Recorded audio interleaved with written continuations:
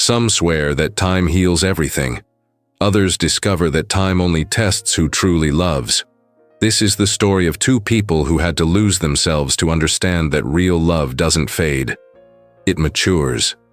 What happens when two souls who once loved too deeply meet again years later, changed but still branded by each other? Stay until the end, because this story will prove that starting over can be the bravest act of a love that never truly ended. Before we begin, subscribe to the channel, leave your like, turn on the notification bell so you won't miss any of our stories, and hit the hype on this video. It helps our channel grow and allows these stories to reach even more hearts. There is a kind of pain that doesn't bleed, doesn't scream, doesn't leave a visible scar. It simply corrodes from the inside, silent and relentless, turning every heartbeat into a reminder of what once was and will never be again, unless the impossible happens, unless time itself decides to turn back and offer a second chance to those who swore they would never believe in new beginnings. 8 years ago, when the world still spun on an axis where love seemed invincible and promises carried the weight of eternity, Nathan Carter and Olivia Hale were the kind of couple that made people believe in destiny, in those improbable stories of instant connection that romance novels try to capture, but real life rarely grants with such generosity. He was 28, she barely 22, freshly graduated in literature, her eyes still glowing with that naive faith of someone who believes love is enough to withstand any storm. And perhaps, just perhaps, she was right. Back then, before he proved her wrong in the most painful way imaginable. They met on a rainy afternoon in April, one of those when the sky collapses without warning, and people run for cover beneath store awnings, shaking the water from their hair and laughing at their own lack of preparation. Olivia was leaving the bookstore, where she had just bought 3 books she didn't need but couldn't resist, because for her, books were never a luxury but a necessity, oxygen printed on paper, that kept her alive in ways food and water never could. Nathan, too, was seeking shelter from the rain, coming from the gym a few blocks away, a backpack slung over his shoulder, his t-shirt clinging to his body from a recent workout. And when his eyes met hers beneath that narrow awning already crowded with at least 10 other people, something happened. It wasn't love at first sight. That would be too simple.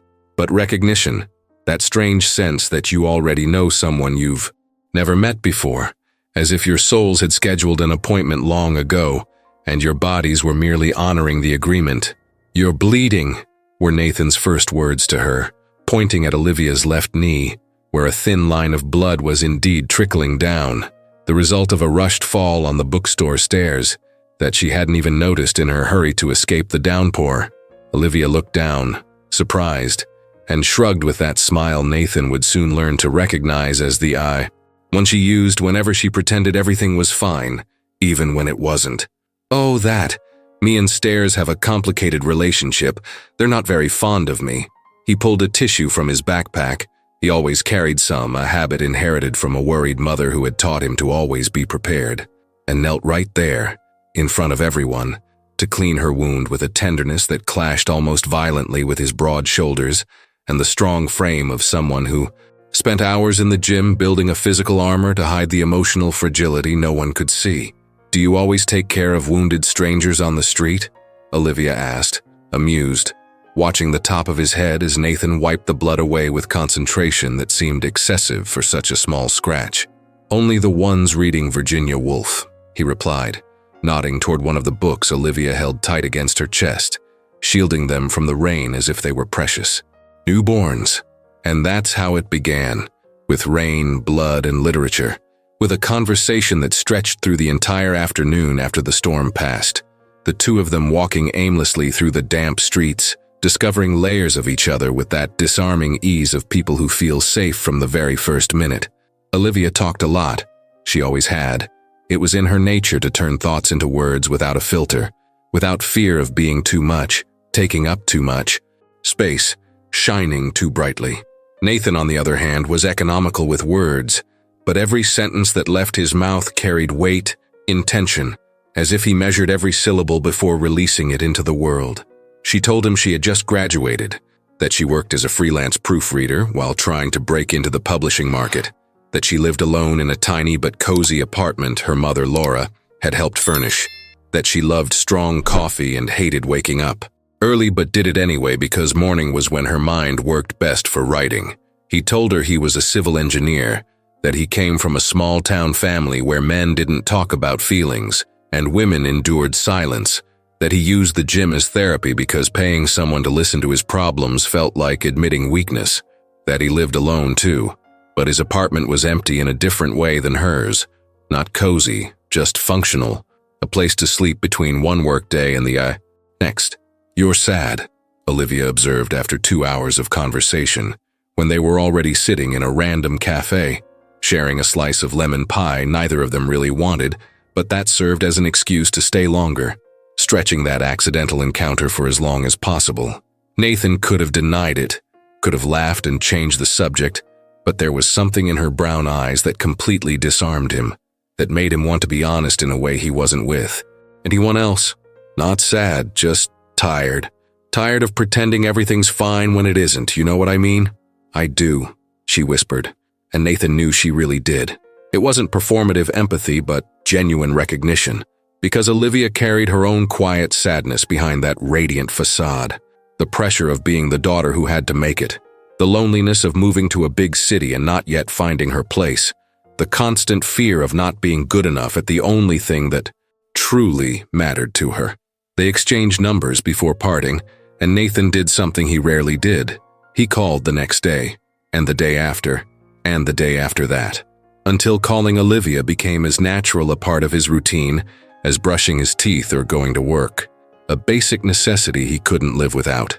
The first kiss happened 2 weeks later, on a Friday night after Nathan picked Olivia up at the publishing house where she had just started an internship. They were walking through a nearby park talking about something trivial. Nathan couldn't even remember what anymore, only that suddenly Olivia stopped walking, turned to him with that look that said, "Do something before I lose my courage," and Nathan finally allowed himself to do what he had wanted from the very first day. He pulled her by the waist, leaned in.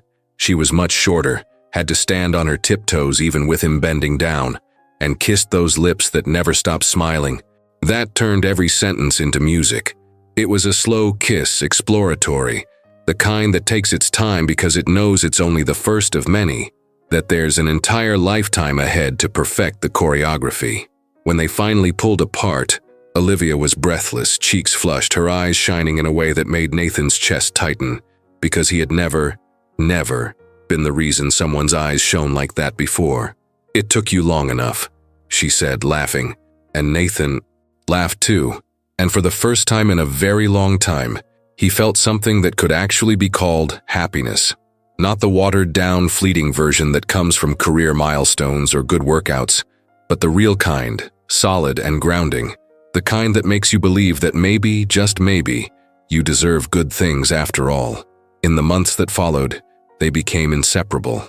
Nathan discovered he loved waking up to Olivia's messages, always long, scattered texts about strange dreams she'd had, or random thoughts that appeared while she was in the shower. Olivia discovered that Nathan expressed love through practical acts, not words. He would show up at her apartment with food when he knew she was drowning in work and would forget to eat. He fixed things before she even noticed they were broken. He listened patiently when she vented about impossible deadlines and complicated authors, offering silence when she needed silence and guidance when she needed direction. Sophie, Olivia's best friend since college, had initially looked at Nathan with suspicion. He was too quiet, too serious, as if carrying the world on his shoulders in a way Sophie found concerning. "Are you sure he's not just good-looking but hollow inside?" Sophie had asked the first time they all went out together.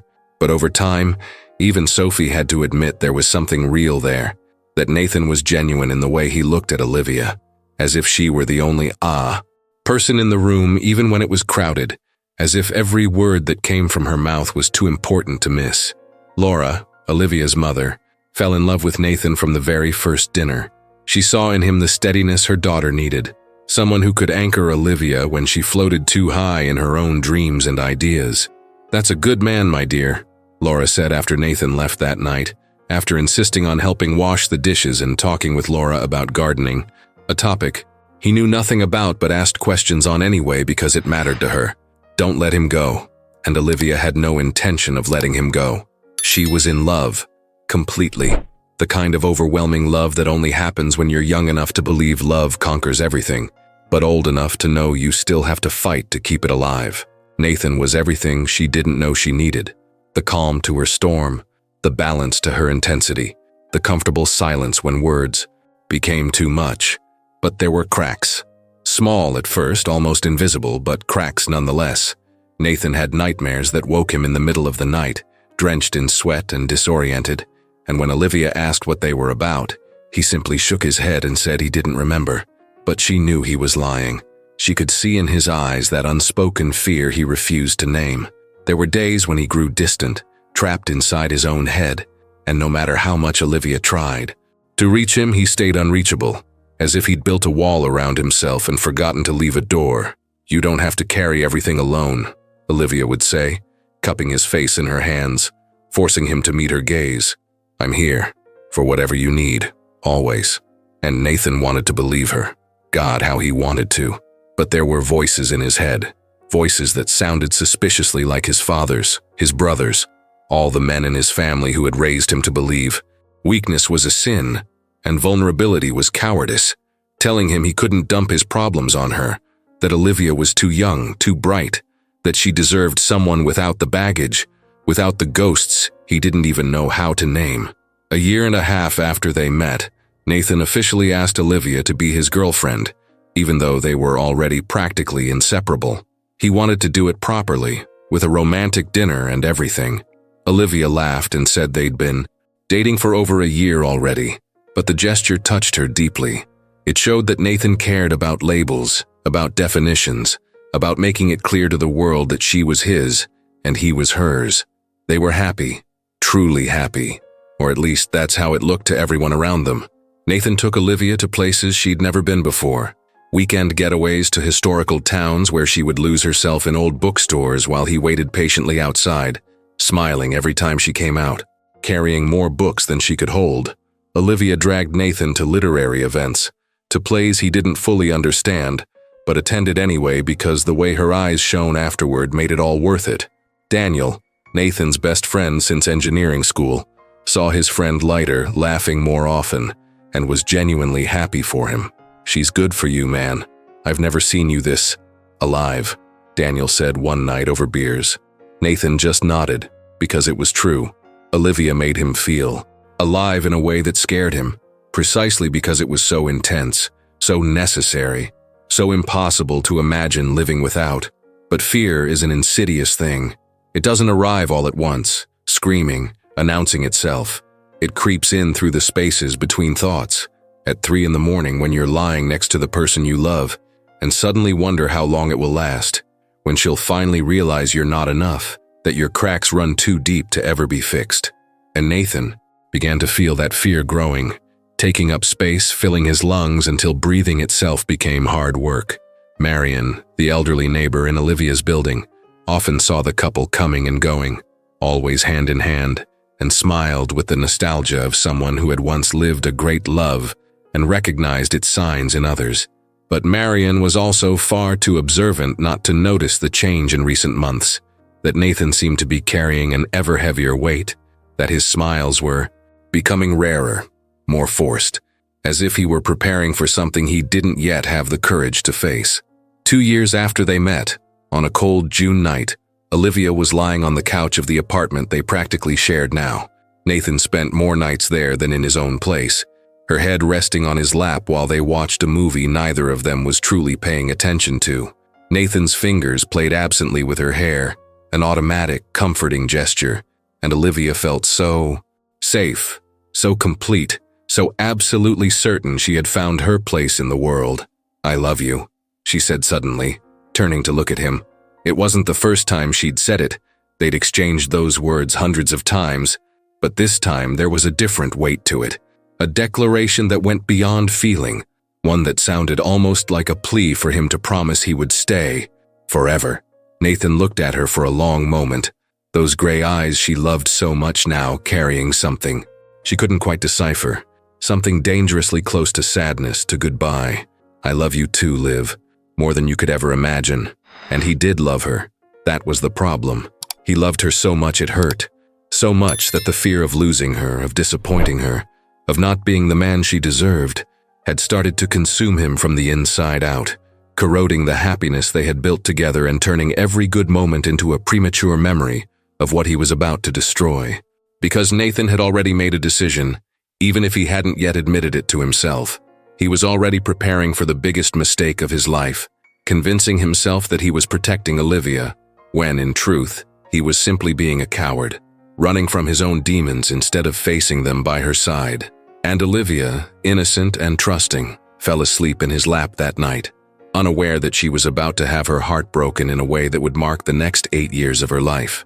Unaware that the man she loved more than anything in the world was silently saying goodbye, memorizing every detail of that moment because he knew that soon it would exist only as memory, scar, and regret.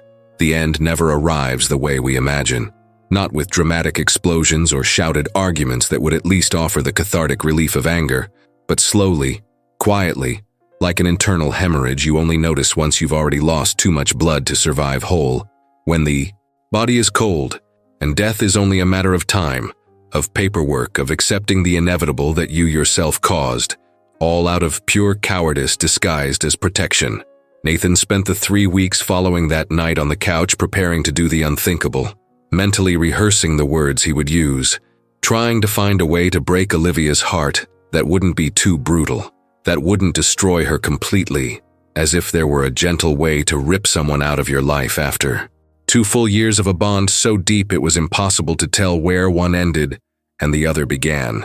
He worked on autopilot, replied to her messages with forced enthusiasm that Olivia, too busy with a major project at the publishing house, didn't notice. She missed the nuances, the alarm signs that Marion spotted every time she ran into him in the hallway, sensing that weight, that density in him that only someone about to make an irreversible mistake carries. Daniel noticed. Of course he did. He had known Nathan for over 10 years, long enough to decode his silences, to know when everything was fine and when things were collapsing inside him, even while the surface remained intact. They met on a Saturday for their usual ritual. Lukewarm beer, a noisy bar, a tradition they had kept since college. But Nathan barely touched his drink, staring at the glass with the vacant look of someone who was somewhere else. Another time, already living a future that hadn't yet happened but felt inevitable. "You're about to do something stupid, aren't you?" Daniel asked bluntly, no preamble. Because with Nathan there was no point in trying to extract information slowly. He would shut down like a clam at the first sign of pressure. So the only strategy was a direct hit, the raw question that left no space for evasion. Nathan lifted his gaze, and Daniel saw something that alarmed him.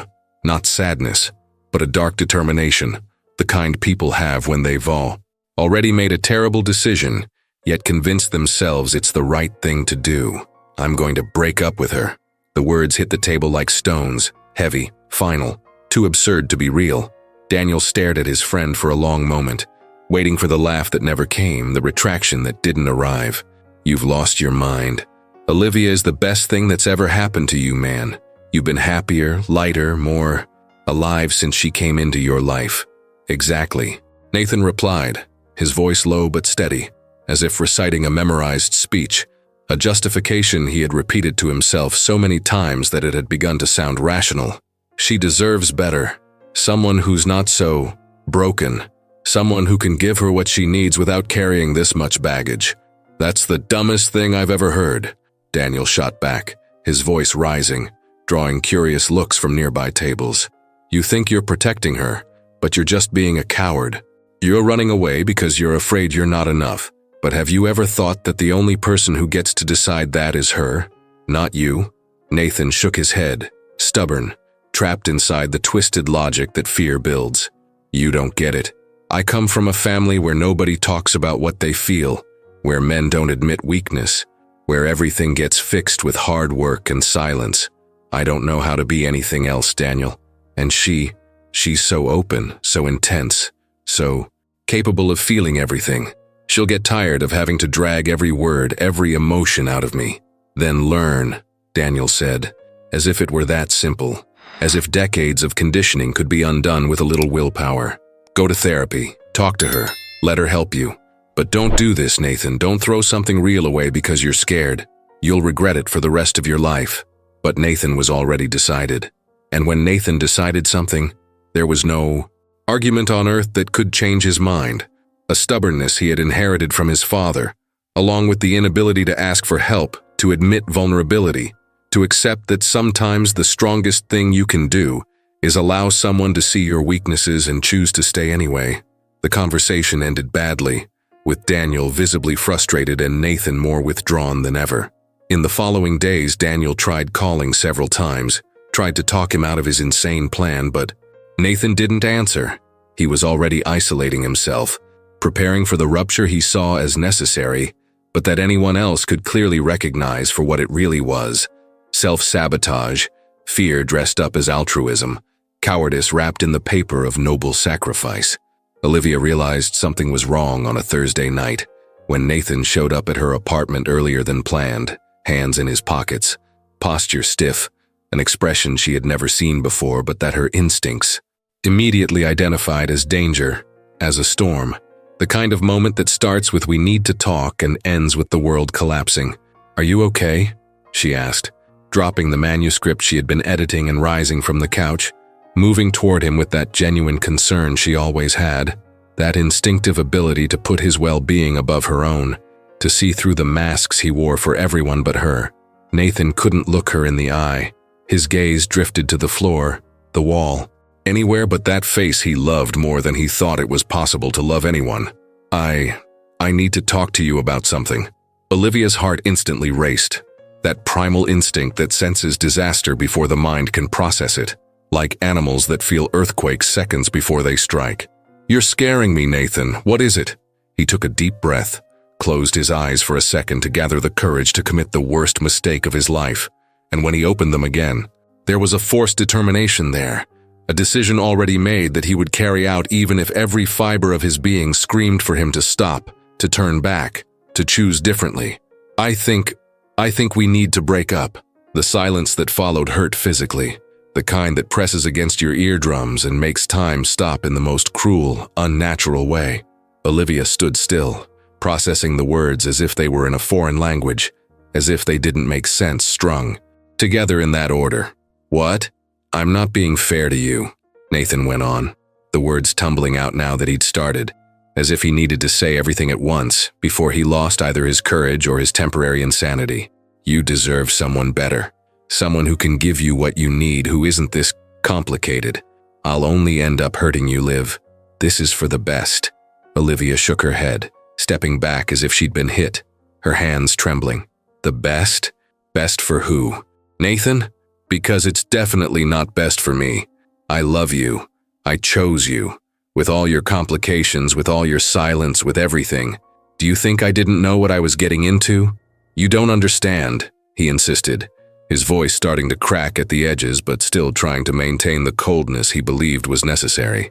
"I come from a family that doesn't know how to love properly, where everything is repressed and buried until it rots from the inside out. I don't know how to be any different, and you're so full of life, so capable of feeling everything deeply. You'll get tired of me eventually, tired of having to teach me how to be human." "Then let me try," Olivia shouted, and there was desperation in her voice now, that raw, frantic helplessness of losing something precious and not being able to stop it, of watching it slip through her fingers like sand. "Let me decide if I can handle it or not. You can't just decide for me what's best." "For me, that's not love, Nathan. That's control disguised as protection." But Nathan had already built walls too high around his twisted logic, and her words bounced off them, unable to reach the part of him that knew, had always known, that he was making an irreversible mistake. "I've already decided, Liv. I'm sorry. I really am." Olivia felt the tears start to fall, hot and furious, her legs too weak to hold her up. She sat down on the couch, or rather, collapsed onto it, and when she spoke again, her voice was a broken whisper. "You're lying. I know you love me. I saw it in your eyes yesterday, last week. Every time you look at me like I'm the only person in the world. You can't just erase that." I love you, Nathan admitted. And that was the cruelest part of all, the brutal honesty of confessing love while delivering abandonment. But love isn't enough sometimes. I'm not good for you, and the longer we stay together, the more it'll hurt when it all eventually falls apart. You're creating a self-fulfilling prophecy, Olivia said, wiping her tears with the back of her hand, trying to regain some composure, even as she felt the world collapsing beneath her. You're ending things because you're afraid it might end someday. Don't you see how insane that is? But Nathan was already moving toward the door, because staying one more second in that apartment, seeing her face shattered like that, would break the fragile determination he needed to carry through with this terrible decision. I'm leaving the city, he said, and those words felt like a final sentence, an execution. I got a transfer to another office out of state. It's better this way, for both of us. Olivia shot to her feet, panic momentarily replacing pain. You already planned this? You decided everything without saying a word to me? Nathan didn't answer, and his silence was answer enough. Olivia covered her mouth with her hand, sobbing now, her whole body trembling. When are you leaving? Next week. Next week, she repeated, incredulous. 2 years together and I get a week's notice? Like I'm some job you're quitting? A subscription you're canceling? Olivia, please. No. She cut him off, and now there was anger mixed in with the pain. A kind of anger that was almost welcome because at least anger was active, something other than the paralysis of shock. Don't you dare say please. You don't get to ask for anything. You're destroying us and I don't even know exactly why. You say it's because you're not good for me, but I think the truth is you're afraid. Afraid of being happy, afraid of giving yourself completely, afraid that if someone really gets to know you, they'll find out you're not as strong as you pretend to be. The words hit Nathan with surgical precision because they were true, dangerously true, but he couldn't admit it, couldn't let that brutal honesty break through and undo his decision. Maybe, but that doesn't change anything. I'm still leaving. Olivia looked at him for a long moment, memorizing every detail, the way he slightly hunched his shoulders when uncomfortable, the tight line of his jaw when forcing himself to do something hard. Those gray eyes she loved so much now avoiding hers with a cowardice that cut deeper than any words could. Then go, she finally said, her voice flat, drained of emotion, because she'd already moved past pain into numbness. That stage of grief where you simply stop fighting because the exhaustion outweighs the desire to undo the inevitable. But don't expect me to be here if you change your mind. Don't expect me to wait years for you to grow up and decide you're finally ready for what we had. Nathan nodded because she deserved that. This dignity, this promise that he wouldn't come back to complicate her life once she finally managed to move on. He took another step toward the door, his hand on the knob, then stopped, turning to look at her one last time. I really am sorry, Liv, for everything. You were the best thing that ever happened to me. Never forget that. And then he left, closing the door behind him with a soft click that sounded obscenely ordinary for a moment that was anything but.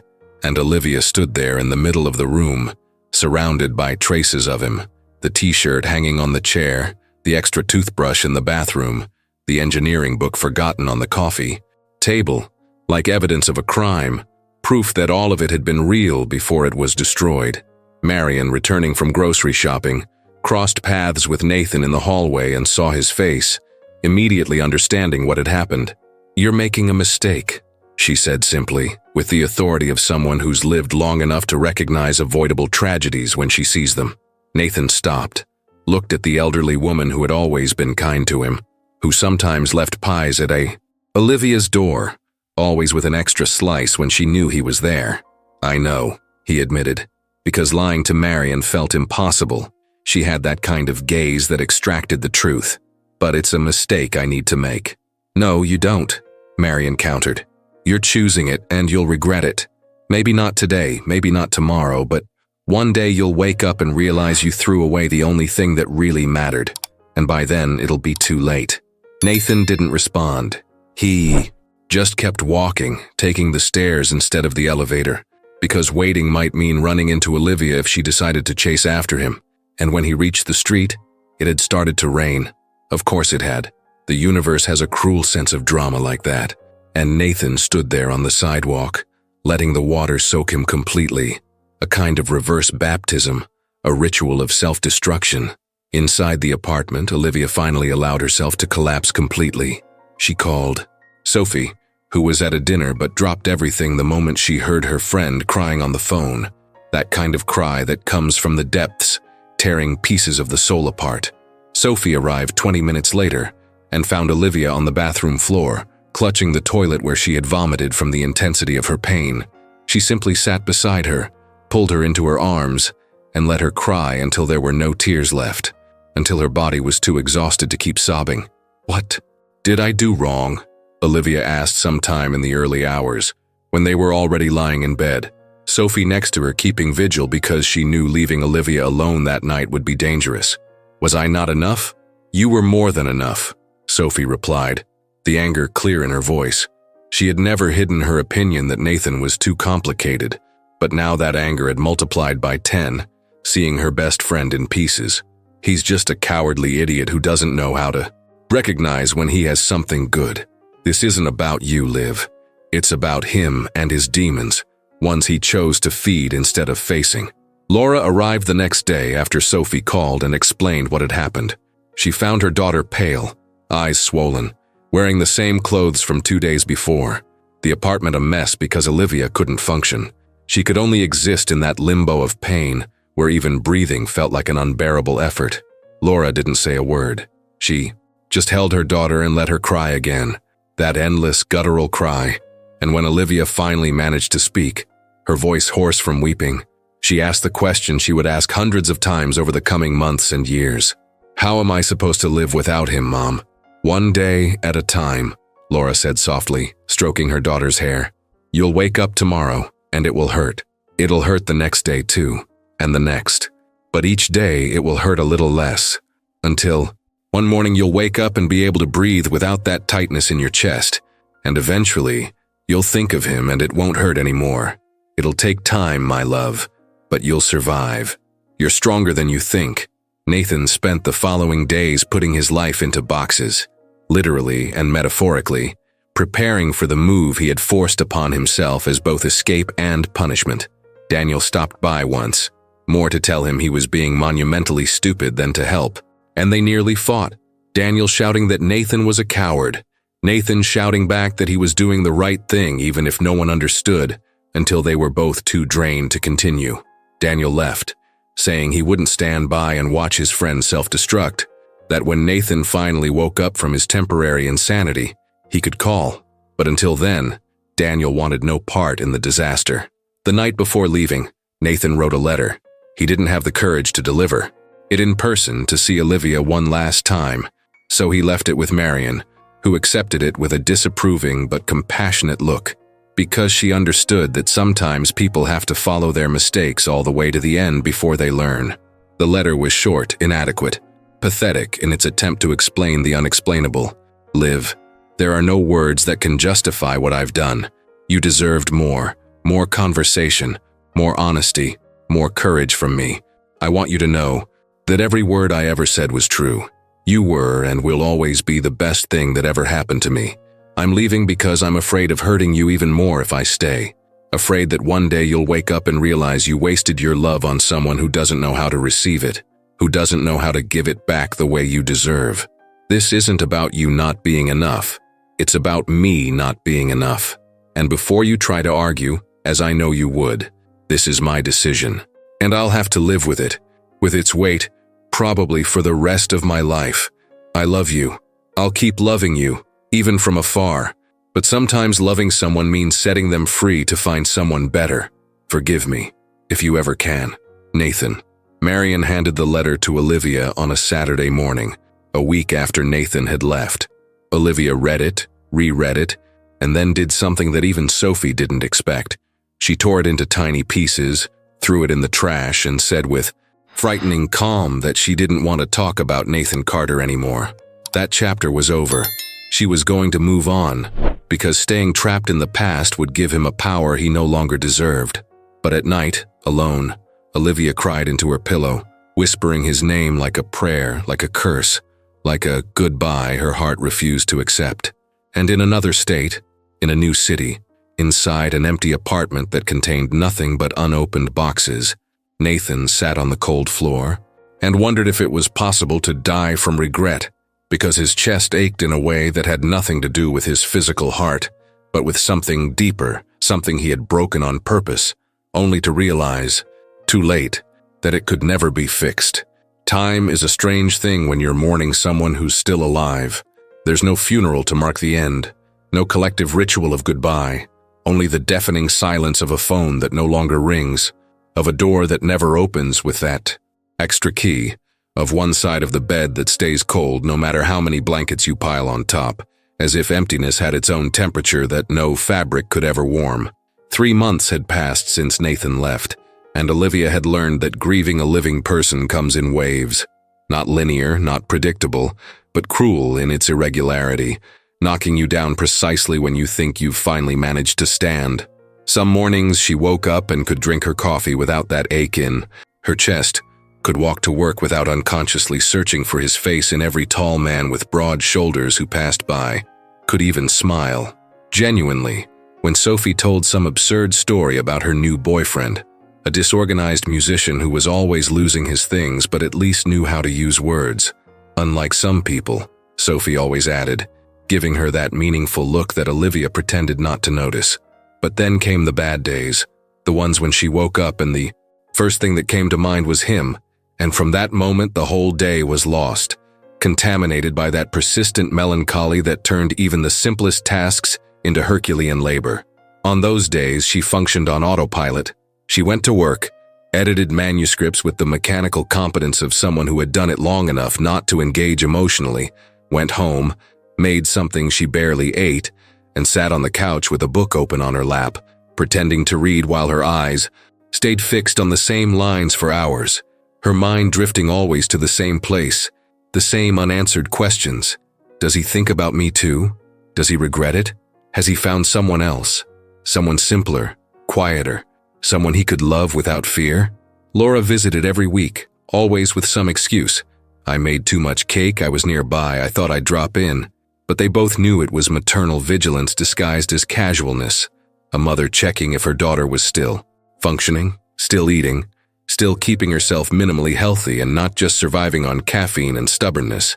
Laura never pushed, never asked direct questions about Nathan, because she understood that talking about him was like pressing on a wound that hadn't yet closed, one that still festered beneath the bandages Olivia kept trying to apply. "You need to go out more, my dear," Laura said during one of those visits, as they cooked dinner together in the tiny kitchen, their hands moving in the familiar rhythm of years of shared meals. "I'm not saying you should meet someone new. This isn't about that. But you're isolating yourself, and isolation doesn't heal anyone. It only deepens the hole." Olivia peeled potatoes with more force than necessary, using the task as an excuse not to look her mother in the eyes. "I go out. I go to work. I see Sophie. Going to work doesn't count as a social life, sweetheart. And as wonderful as Sophie is, she can't be your only human connection." Laura paused, choosing her next words carefully. "You're 22. Life can't stop just because a relationship ended, no matter how important it was." "I know that, Mom," Olivia said, her voice carrying an exhaustion that had nothing to do with lack of sleep, and everything to do with the existential fatigue of having to keep existing when all she wanted was to curl up and hibernate until the pain passed. "But it's like I've forgotten how to function on my own, you know? I spent 2 years building a life with him, planning everything as us, and now I have to relearn how to be me, and it's harder than I thought." Laura placed a gentle hand on her daughter's shoulder, squeezing lightly. "I know, sweetheart, and it's okay to hurt. It's okay to take time, just don't let the pain define you completely. You were someone before him, and you still are that person. You just need to remember who she was." But that was exactly the problem. Olivia wasn't sure who she had been before Nathan, because when they met she had been so young, still forming herself, that much of who she became had been shaped with him beside her, with his support, with their late-night talks about dreams and fears she could only share, because he was there to listen. How do you go back to being someone who might never have fully existed alone? Sophie's approach was very different from Laura's, less subtle, more direct, and infinitely more likely to involve alcohol and forced outings to bars where Olivia would cling to a corner, watching people while Sophie tried to convince her to at least pretend she was having fun. "You don't have to sleep with anyone," Sophie would say, usually after her third glass of wine when her tongue grew even looser than usual. "But at least flirt. Remember what it's like to feel wanted. Because bad news, sweetheart. You're still young and beautiful and have decades ahead of you. And spending them all mourning a man who left you is a monumental waste." "He didn't leave me," Olivia would correct automatically, even though she knew it was just semantics, that in the end, it amounted to the same thing. He thought he was doing the right thing, so he's noble and an idiot, instead of just an idiot. Great improvement, Sophie would shoot back with her trademark sarcasm, always wrapped in genuine affection. "Look, Liv, I'm not going to pretend I understand what you're going through because I've never loved anyone the way you loved him. But watching you fade like this, it's killing me. You used to be so alive, so full of plans and dreams, and now it's like you've put your life on pause, waiting for something that might never happen." "I'm not waiting for him," Olivia insisted. But even to her own ears, the lie rang hollow. "Aren't you?" Sophie challenged. "Then why do you still have his shirt folded in that drawer? Why haven't you changed? The Netflix profile you two shared? Why do you turn down every guy who shows interest? Even the good ones, the ones who might be worth knowing." Olivia had no answers, or perhaps too many that refused to come out as words, so she simply drank more wine and changed the subject, and Sophie let her, because she was a good enough friend to know when to push and when to step back. Marion remained a constant presence, the kind of neighbor who showed up with cakes and tea, who rang the bell at just the right moments when she sensed Olivia was having a particularly hard day. Marion didn't talk much, but her presence had a calming effect, maybe because she carried the quiet wisdom of someone who had endured great losses and survived them, someone who knew the landscape of pain well enough to assure you it had an end, even when it felt eternal. "My husband died 12 years ago," Marion said one afternoon as they shared tea in Olivia's small living room, rain tapping softly against the windows and creating that atmosphere of intimacy bad weather sometimes allows. "And you know what I learned? Grief doesn't come with an expiration date. There are days I still wake up and for a split second forget he's gone, and I have to relive the pain all over again. But there are also days I remember him and smile, and feel grateful for the time we had." "But he died," Olivia said gently. "Nathan's still alive somewhere." "It's different." "It is," Marion agreed. "In some ways, it's harder. Death has finality. A breakup has ambiguity. There's always that maybe, that what if, that could-he someday. It's a door you never quite know whether to lock or leave slightly open." "And what do you think I should do?" Marion took a sip of tea, thoughtful. "I think you should live, dear. You don't forget true love. It doesn't work that way. But live in spite of the memory. Build a life that's full enough that if he never comes back, you won't feel like you wasted years waiting. And if he does come back one day, you'll be whole enough to decide whether you still want him, instead of taking him back out of desperation." Those words echoed in Olivia's mind for days, then weeks, slowly reshaping the way she began to see her own life. 6 months after the breakup, she did something symbolic. She washed Nathan's t-shirt, the one she'd kept hidden away, folded it neatly, and placed it inside a box on the top shelf of her closet. Alongside photos and small objects she still couldn't bring herself to throw out, but no longer needed within reach. It wasn't forgetting, but it was a step toward something that resembled moving on.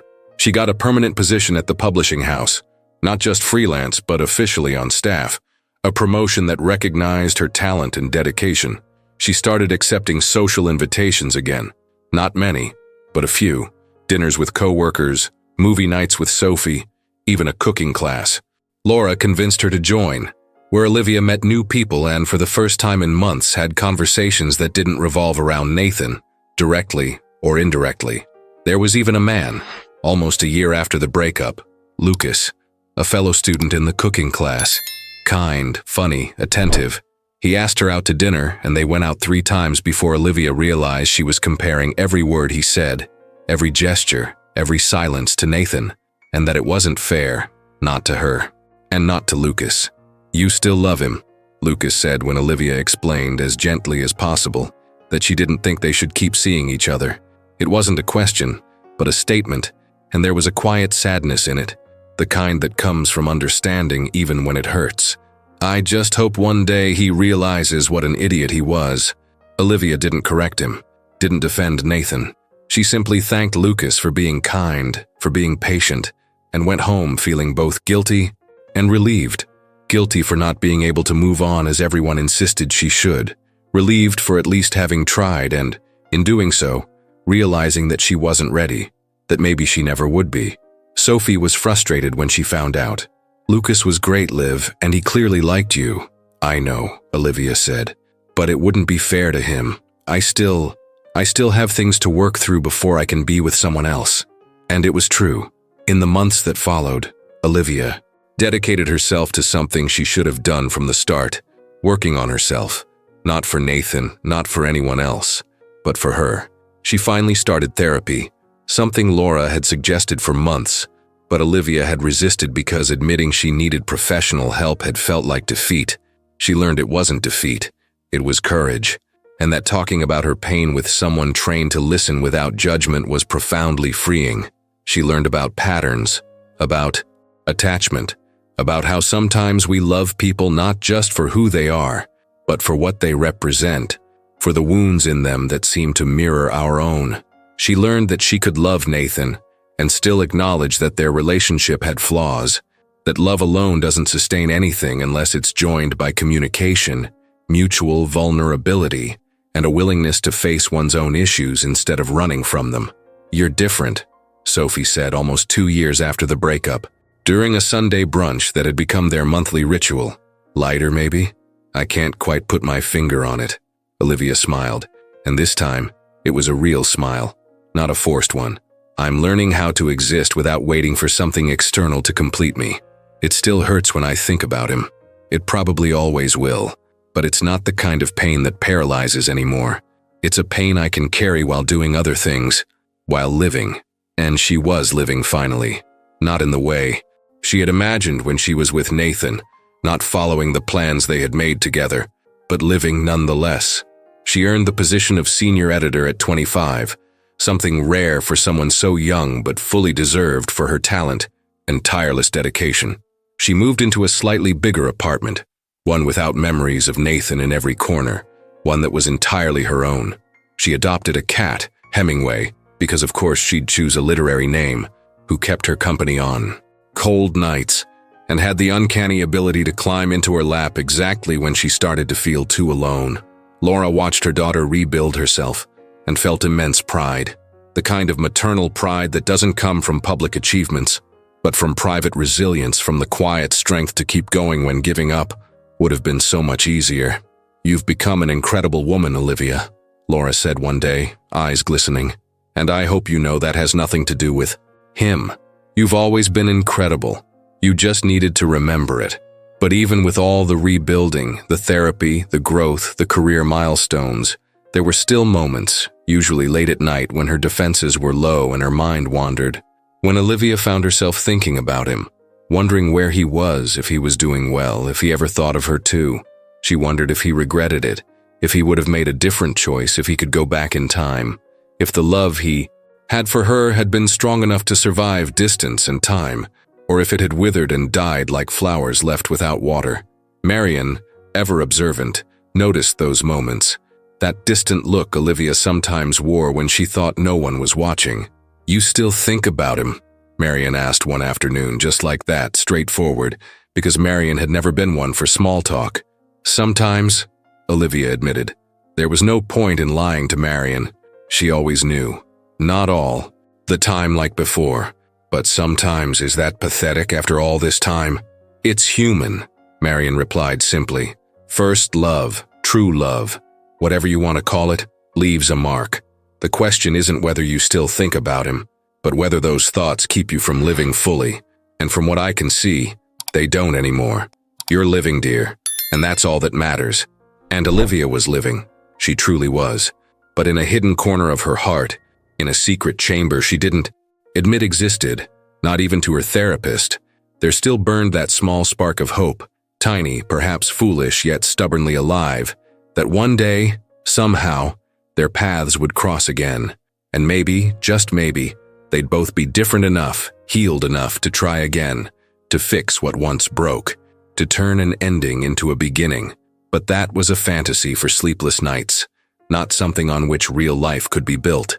So Olivia kept moving forward, one day after another, building something solid from the wreckage, proving to herself and to everyone around her that it was possible to survive a broken heart, that it was possible to bloom again even in soil that had once seemed too barren to sustain life. Pain teaches a cruel but necessary lesson. You are stronger than you think, capable of surviving what you once believed would destroy you. And when you finally accept that, when you stop merely surviving and start truly living, that's when life decides to test. Whether you've really learned, whether you're ready for the next twist, for the return of what you spent years trying to bury. There's a difference between being alone and being lonely. The first is circumstantial, a matter of geography and physical presence, something that can be fixed with a phone call, a night out, a simple decision to seek company. The second is existential, a loneliness that lingers even in a crowd, that clings to your skin like a second layer, one that no amount of people around you can dissolve, because the emptiness isn't external but internal, the absence of something you yourself destroyed, something that now aches like an amputated limb, hurting in places that no longer exist. Nathan learned that difference in the most brutal way possible during the first months after leaving Olivia, when he moved to a city 1,200 kilometers away, a place where he knew no one except his co-workers, with whom he exchanged empty courtesies, about deadlines and projects, but nothing real, nothing that mattered. The apartment he rented was larger than his old one, with a better view, located in an upscale neighborhood, but it was empty in a way that went far beyond the lack of furniture. It was empty of life, of story, of anything that could turn that space into a home instead of a temporary shelter where he slept between increasingly long work shifts. Working to the point of exhaustion had become the only way to avoid thinking, to avoid feeling, to avoid being crushed under the weight of regret growing inside him like a malignant tumor spreading through vital organs. For the first 3 months, Nathan operated on autopilot, waking up, going to work, staying late revising projects that didn't need revision, coming home, eating something processed that required no effort, and lying in bed staring at the ceiling until his body surrendered to an uneven sleep. The nightmares always came. Olivia, appearing in them, asking why, and Nathan waking drenched in sweat. The answer lodged in his throat because there was no answer that made sense. Not in dreams, not in life. Daniel called every week, religiously, even after that ugly argument before Nathan's move, because Daniel was too good a friend to abandon someone, even someone who probably deserved to be abandoned. The conversations were tense at first, Nathan monosyllabic, Daniel trying to pry any emotion from the apathy that seemed to bleed through the phone line. "You've got to stop punishing yourself, man," Daniel said during one of those calls, maybe 6 months after the move, when it was clear that Nathan wasn't getting better, just fossilizing in his own misery. "What you did was stupid, yes. You destroyed something good, yes, but beating yourself up about it isn't fixing anything. It won't bring her back, and it won't make you feel any better."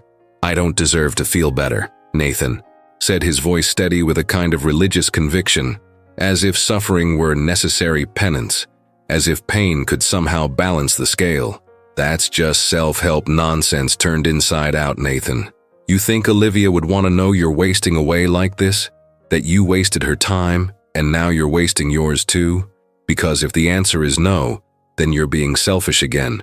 Only this time, the selfishness is toward yourself."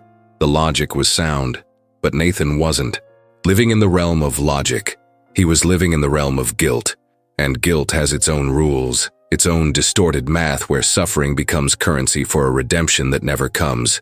He stayed that way for months, almost a year, until Daniel did something Nathan didn't expect. He showed up unannounced. It was a Friday night when the doorbell rang.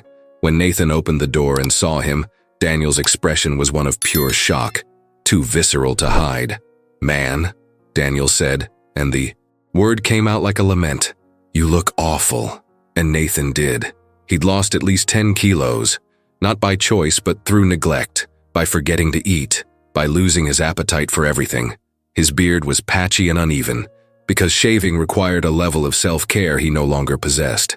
His eyes were sunken, framed by dark circles that spoke of months without proper sleep. His skin had that pale indoor tone of someone avoiding sunlight like an emotional vampire. Daniel stepped inside without asking permission and looked around. Still unopened boxes lined the walls even after a year. The fridge held nothing but a bottle of water and expired condiments. The couch bore a crumpled blanket, proof that Nathan slept there instead of in his bed, because moving to the bedroom had become too much effort. "This isn't living, Nathan. This is slow-motion suicide. Don't be dramatic," Nathan muttered, but there was no conviction in his voice. "I'm not being dramatic. I'm being real. You're killing yourself piece by piece, and I'm not just going to stand here and watch." Daniel sat on the couch, forcing Nathan to sit too, and for the first time in months, maybe years, he looked his friend directly in the eyes, not letting him look away. "I get that you regret it. I get that it hurts, but you've got to make a choice. Either go back, find her, try to fix what you broke, or move on for real. Not this fake version of moving on where you change cities, but stay trapped in the same place emotionally." "I can't go back," Nathan said, and there was a kind of defeated certainty in his tone. "It's been over a year. She probably hates me. She's probably with someone else by now. I don't have the right to show up and mess up her life again." "Then don't," Daniel said simply.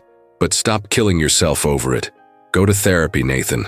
Deal with those demons you've been carrying around since forever, the ones that made you believe you weren't good enough for her. Because if you don't actually work through your issues, even if you did get back together, it wouldn't work. You'd just repeat the same mistakes." The words finally broke through the armor of self-punishment Nathan had built around himself. Not immediately, not dramatically, but they planted a seed, a fragile, hesitant seed of change that might eventually take root. Daniel stayed the whole weekend, and for the first time in years, they truly talked. Not about work, not about trivial things, but about real ones. About Nathan's father, who never told him he loved him. About his brothers, who learned early to repress everything. About his mother, who cooked affection instead of expressing it aloud. About how Nathan grew up believing emotions were weaknesses, that asking for help meant admitting defeat. "You know that's old generation nonsense, right?" Daniel said. "That idea that men have to handle everything alone, that showing emotion makes you weak. My dad was like that too. But I was lucky enough to realize early that it's all garbage. It takes way more courage to be vulnerable than to pretend you're fine." Nathan knew all of that intellectually, but knowing and internalizing are two very different things, miles apart between theory and practice. Still, Daniel's visit worked as a catalyst, a point of rupture, and the following Monday Nathan did something he never imagined he would. He called a psychology clinic and booked his first ever therapy session. The therapist was a man in his 50s, Dr. Haynes, with that calm demeanor of someone who's already heard every possible story of human self-sabotage and no longer shocks easily. During the first few sessions, Nathan could barely speak. He would just sit in the comfortable armchair, words trapped behind clenched teeth. But Dr. Haynes had infinite patience, asking the kind of precise questions that gradually loosened the dam Nathan had kept sealed. For decades, it took 6 months of weekly sessions before Nathan finally managed to cry in front of someone. For real. Not the restrained tears he sometimes shed alone at 3 a.m, but deep, shuddering sobs that came from a place he hadn't visited since childhood. He cried for the relationship he'd destroyed, for the woman he'd loved and driven away, for the years he'd wasted. But he also cried for the boy he once was, the boy who'd learned far too early that showing fear or sadness earned only his father's disapproval. Those disappointed looks, those remarks about toughening up, about being a man. "You've spent your whole life trying to prove yourself," Dr. Haynes observed during one session. "To your father, to your family, and eventually to yourself. And when you met someone who loved you without demanding that performance of toxic masculinity, you didn't know how to process it. Because if she loved you without you having to prove anything, then your entire belief system about what made you worthy of love was wrong. And instead of questioning the system, you questioned her love." The analysis hit like a slap, one that stung but also woke him up. Nathan began to work, truly work, on the beliefs he carried. the patterns he repeated, the fears that ruled him. It wasn't quick, it wasn't linear. There were setbacks and bad days when it felt like nothing was changing, but it was progress nonetheless, inch by inch, session by session. Alongside therapy, Nathan began taking care of his body again, not obsessively, not using the gym as an escape, but in a balanced way, understanding that mind and body are connected, that one affects the other. He started eating properly again, keeping regular hours, cooking real food instead of surviving on processed meals. He slept better, an inevitable side effect of no longer being at war with himself. Gradually, the ghost-like version of him that Daniel had seen a year before began to regain substance, to look human again instead of just a hollow shell.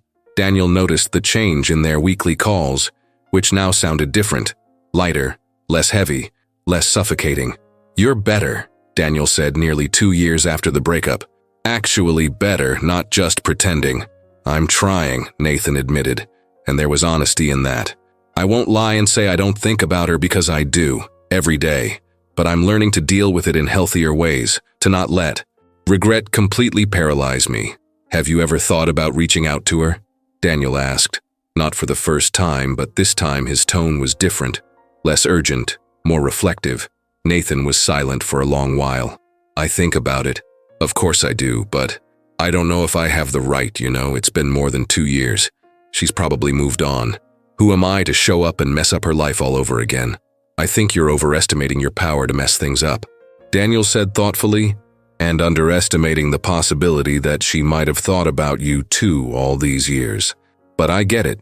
The question is, are you going to spend the rest of your life wondering what if, or will you one day have the guts to find out?" It was a question Nathan didn't know how to answer, so he didn't. He just let it hang in the air, like so many unresolved things in his life. Work stopped being an escape and started becoming a genuine purpose. Nathan had real talent for engineering. He always had. And when he stopped using it as emotional anesthesia and began truly engaging, things improved dramatically. He got promoted, took on bigger projects, and earned not only professional respect, but also admiration for the quiet leadership he began to display when he allowed himself to be more human, less mechanical. He met people, formed casual friendships that never reached the depth of his bond with Daniel, but were enough to keep him from complete isolation. There was even a co-worker, Renata, who showed her interest in him quite openly. They went out a few times, more out of politeness and social pressure than genuine desire. Renata was beautiful, intelligent, successful, everything that should have attracted him in theory. But Nathan felt nothing beyond cordiality. After their third outing, he was honest with her, told her he was still processing a past relationship and that it wouldn't be fair to continue. Renata accepted it, gracefully, but left him with a remark that echoed long after. "Whoever she is, she's a lucky woman, or she was.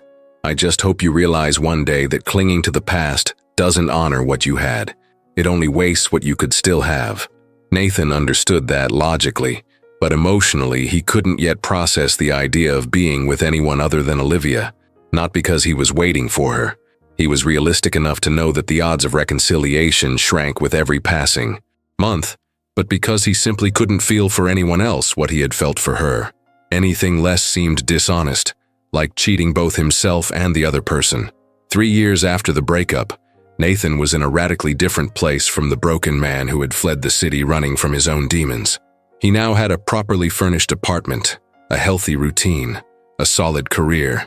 He'd even adopted a dog, Thor, a golden lab he'd found at a shelter, who forced him to go outside, to walk, to have a rhythm that wasn't built solely around work and therapy. He had friends at the office, occasional happy hours, hobbies he'd revived, like playing basketball on weekends, something he hadn't done in years.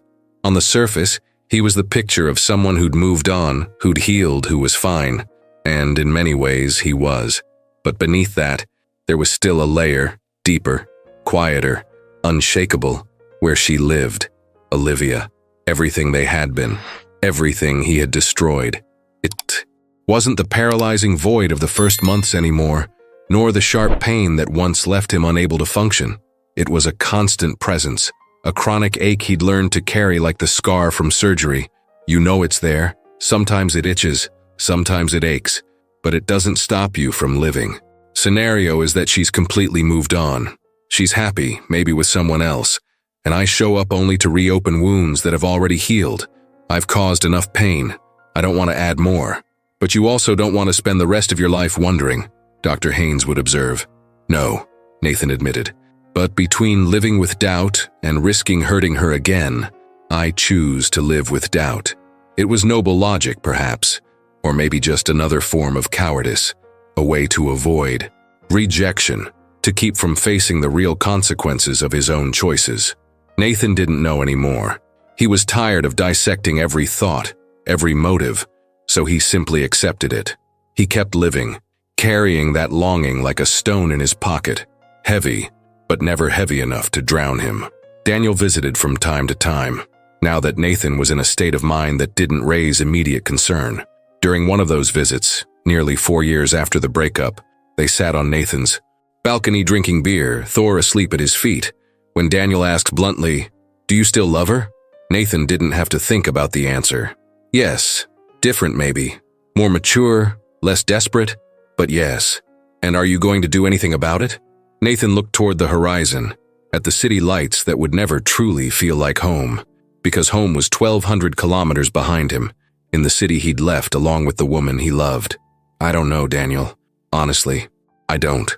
Part of me wants to believe that if it's meant to be, the universe will find a way to cross our paths again, and part of me knows that's magical thinking, that the universe doesn't work like that if I want a chance, I have to create it myself. And which part is winning? Neither. They're tied. And while they are, I just stay here living this life that isn't bad but isn't complete either, waiting for some kind of sign, some kind of courage, something that will push me one way or the other.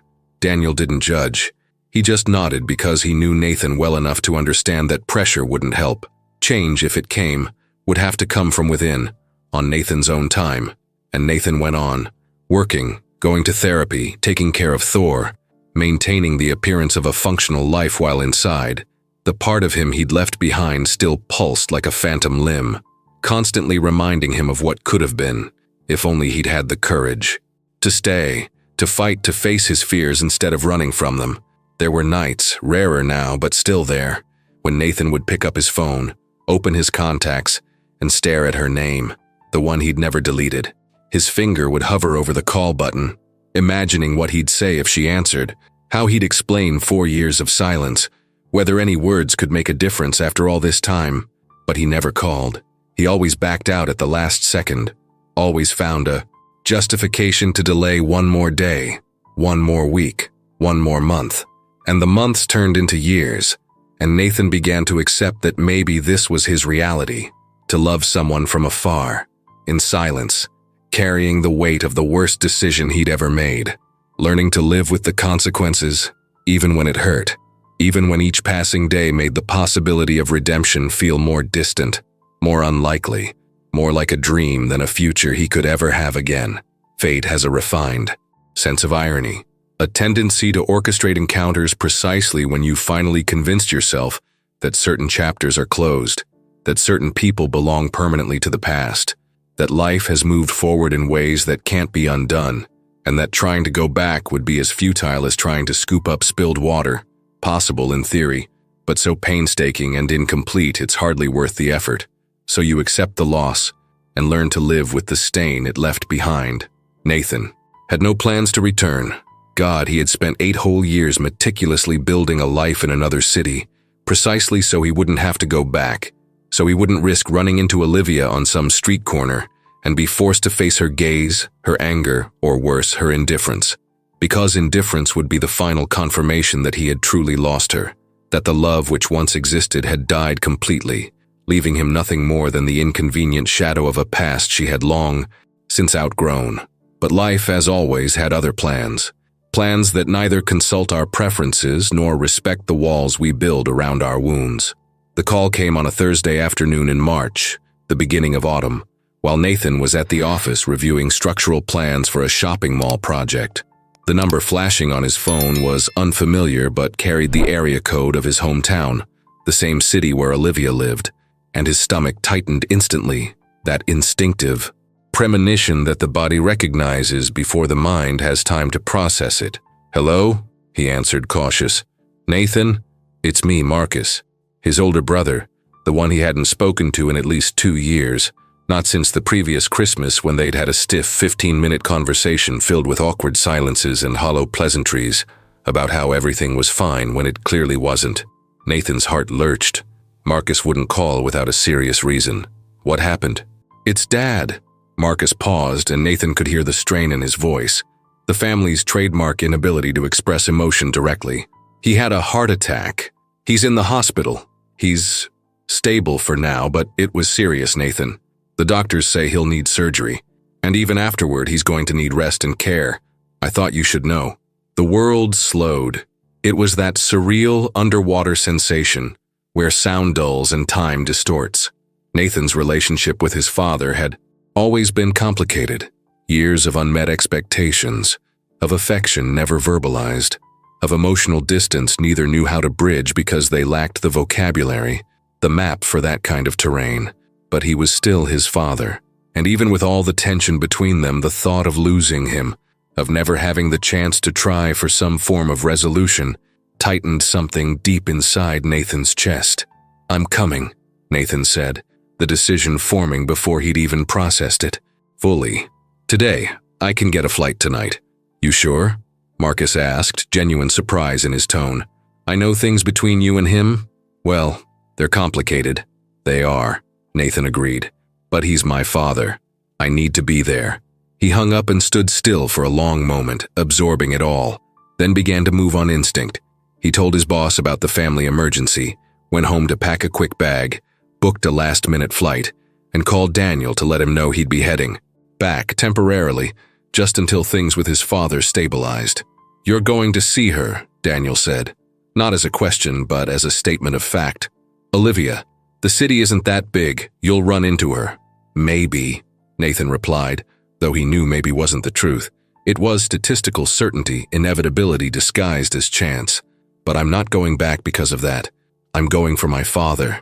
"I know," Daniel said, "but since you'll already be there, maybe it's time to finally have the conversation you've been avoiding for 8 years.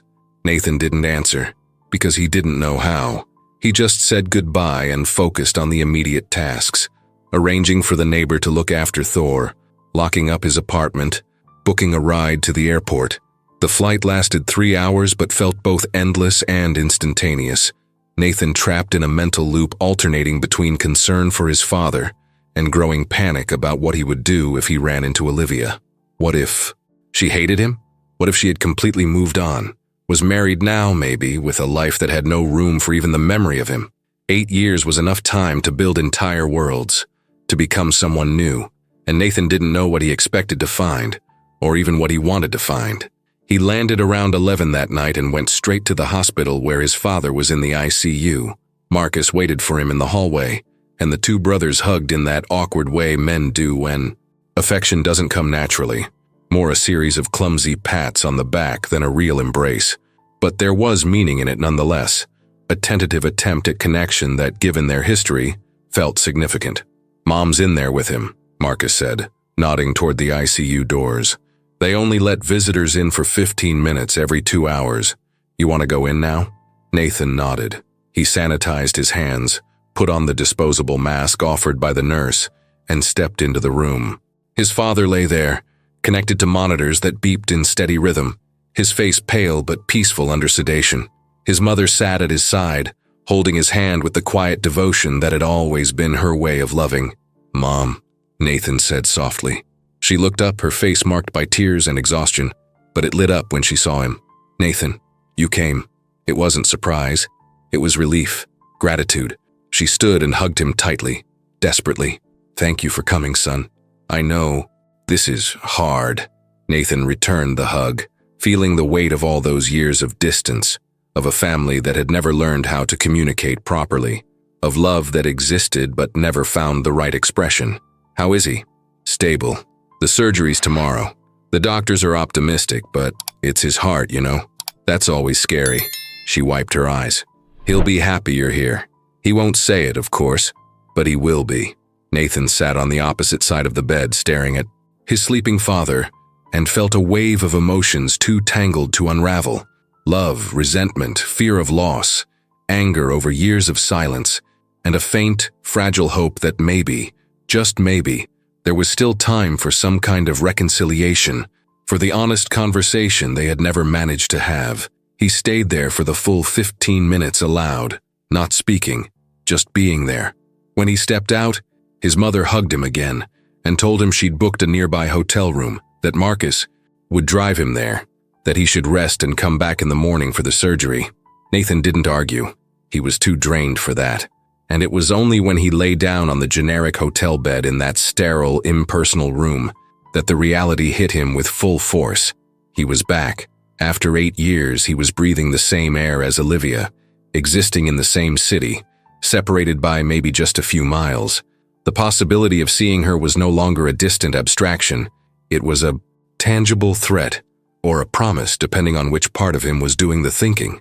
His father's surgery the next morning went well, though the doctors warned that recovery would be long, at least 6 weeks before discharge, followed by months of rehabilitation, rest, and close care. His mother was visibly exhausted, and Marcus had a family and a job he couldn't just abandon. So, without giving it much thought, Nathan heard himself saying, "I'll stay, as long as needed. I can work. Remotely.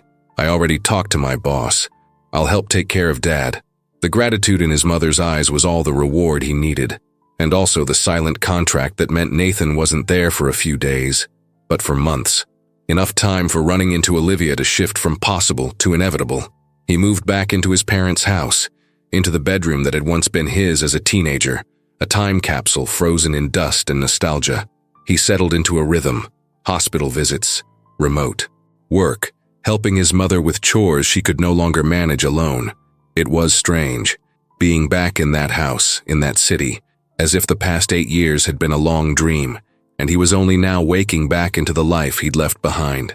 Daniel came by 3 days after Nathan's arrival, showing up at the house with a hug that was tight and wordless, and a look that assessed whether his friend was genuinely okay, or just pretending to be. "How are you holding up?" "I'm functioning," Nathan said.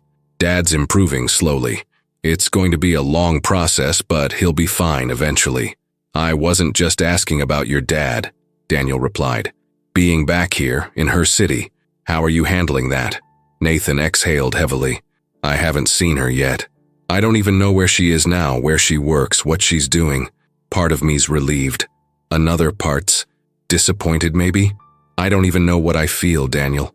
All I know is, every time I leave the house, every time I walk into a store or the hospital, I'm on edge, half expecting to see her." "And if you do?" Daniel asked. "Do you know what you'd say?" "I have no idea. I'm sorry, maybe, though that feels criminally inadequate for 8 years of silence. Or maybe I'd say nothing.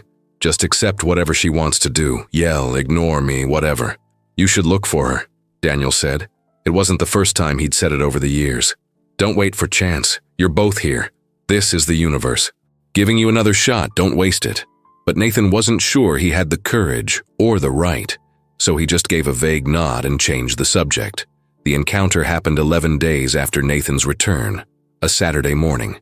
He was at the grocery store picking up items for his mother, absent-mindedly pushing a cart down the aisles while checking his list on his phone, completely unprepared for what was about to happen.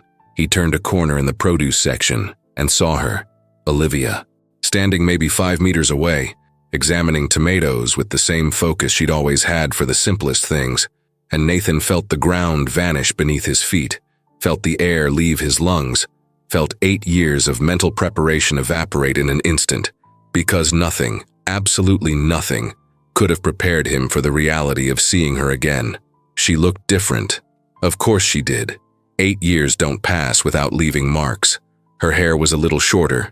Her posture carried the quiet confidence of someone who had found her place in the world, who had grown into the woman she was always meant to be. Her clothes spoke of a professional woman, self-assured, grounded, but the essence was the same. The way she bit her lower lip when concentrating, the faint crease between her brows, the natural grace in her movements that Nathan had memorized so completely, he could have recognized it anywhere. He froze.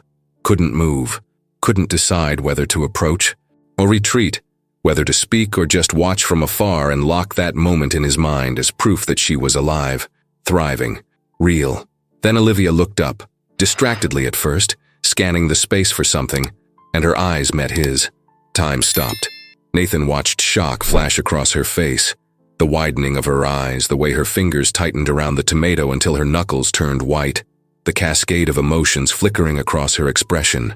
Surprise, confusion, anger, hurt, maybe even something like nostalgia, all tangled together in a way he couldn't begin to decipher. Olivia dropped the tomato, which rolled back into the pile, and just stood there, frozen, as stunned as he was, as unprepared for this collision of past and present. Nathan took a hesitant step forward, abandoning his cart behind him, his voice coming out rough, scraped raw by 8 years of words left unsaid. "Olivia." She didn't answer immediately. She just looked at him as if she were seeing a ghost, as if she needed to make sure he was real, not some hallucination conjured by lack of sleep or overwork. When she finally spoke, her voice was composed, too composed, the kind of restraint that sounds like armor. "Nathan, you're here." "I am," he said unnecessarily, because of course he was. "My father had a heart attack. I came back to help with his recovery. I wasn't planning to see me."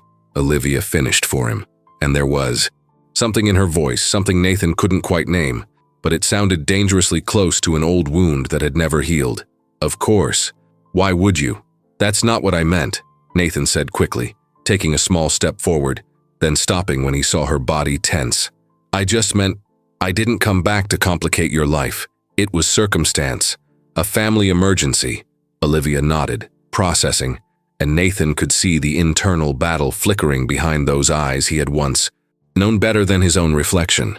She drew a steadying breath, regaining composure, and when she spoke again, her tone carried a professional detachment that hurt more than anger ever could.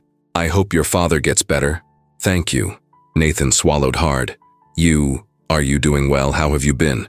"I'm fine," Olivia said, too automatically to be entirely true, though Nathan had no right to question it. "I work at the publishing house. Senior editor now. Got a new apartment. A cat. Life's normal." Each word was a brick in the wall she was rebuilding between them in real time. Nathan could feel her pulling away emotionally, even while standing in the same space. "I thought about you," Nathan said. The words slipped out before his self-censorship could stop them. "Every day for 8 years, Olivia. I thought about you." Something flickered across her face, a tiny fracture in her composure, before she fixed the mask back in place. "Then why didn't you call?" "Not once. Not a single message. 8 years, Nathan. 8 years of silence. You have no idea what that was like." "I know," he said, his voice raw. "Or maybe I don't. Not fully, but I can imagine. And I'm sorry, Liv.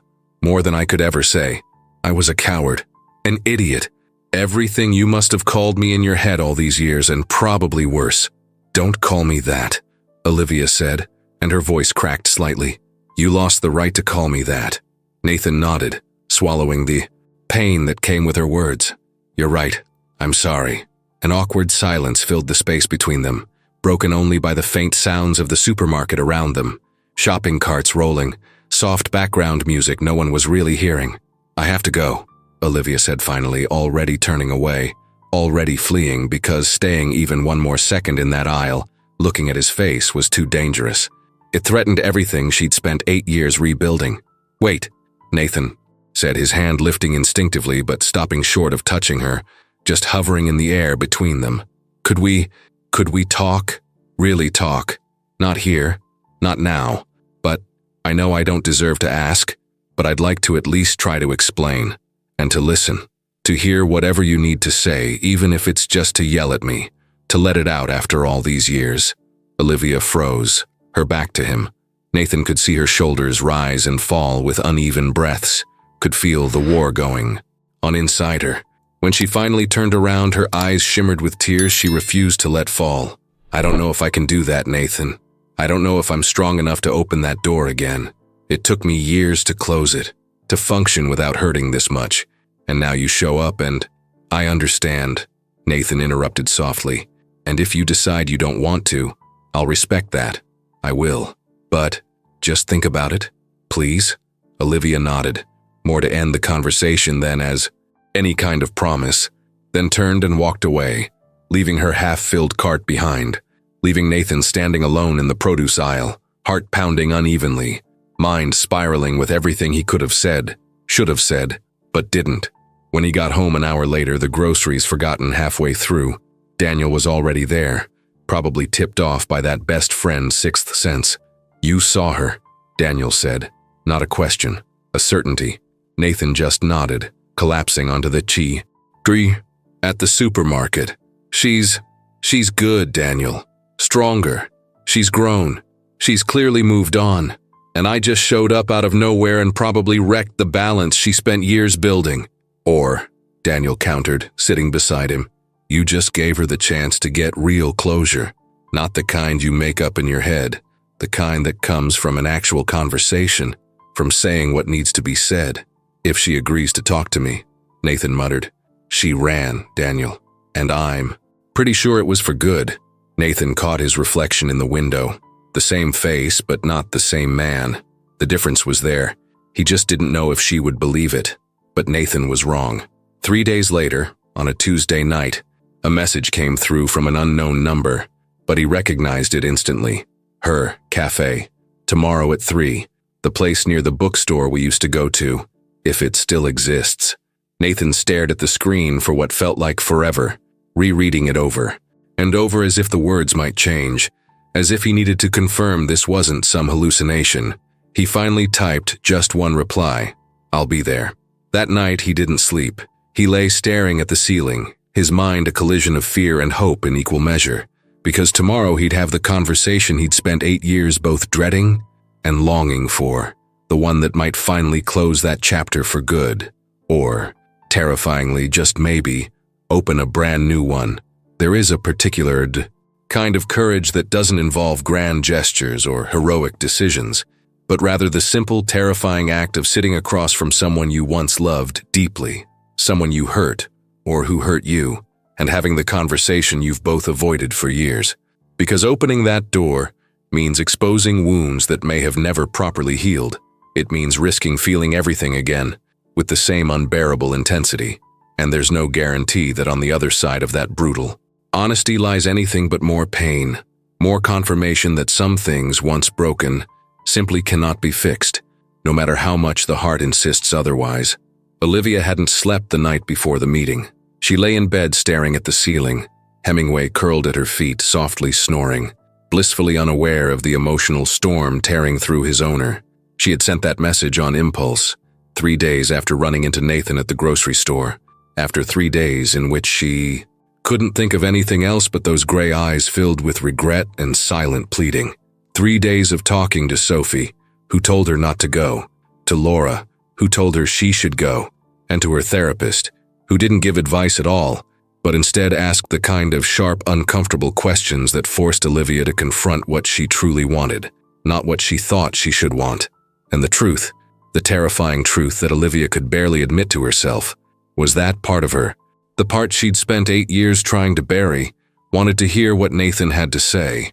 She wanted to understand why, in a way that the pathetic letter he'd left behind never could.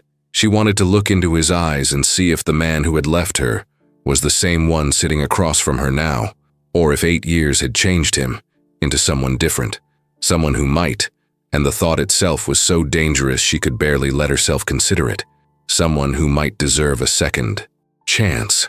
When Sophie found out, she was visibly alarmed. "Liv, are you sure about this? It's been 8 years.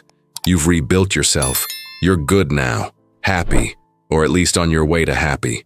And he just shows up out of nowhere and you're going to walk right back into that vulnerable place?"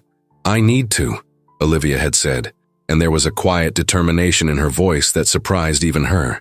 "I need to hear him out.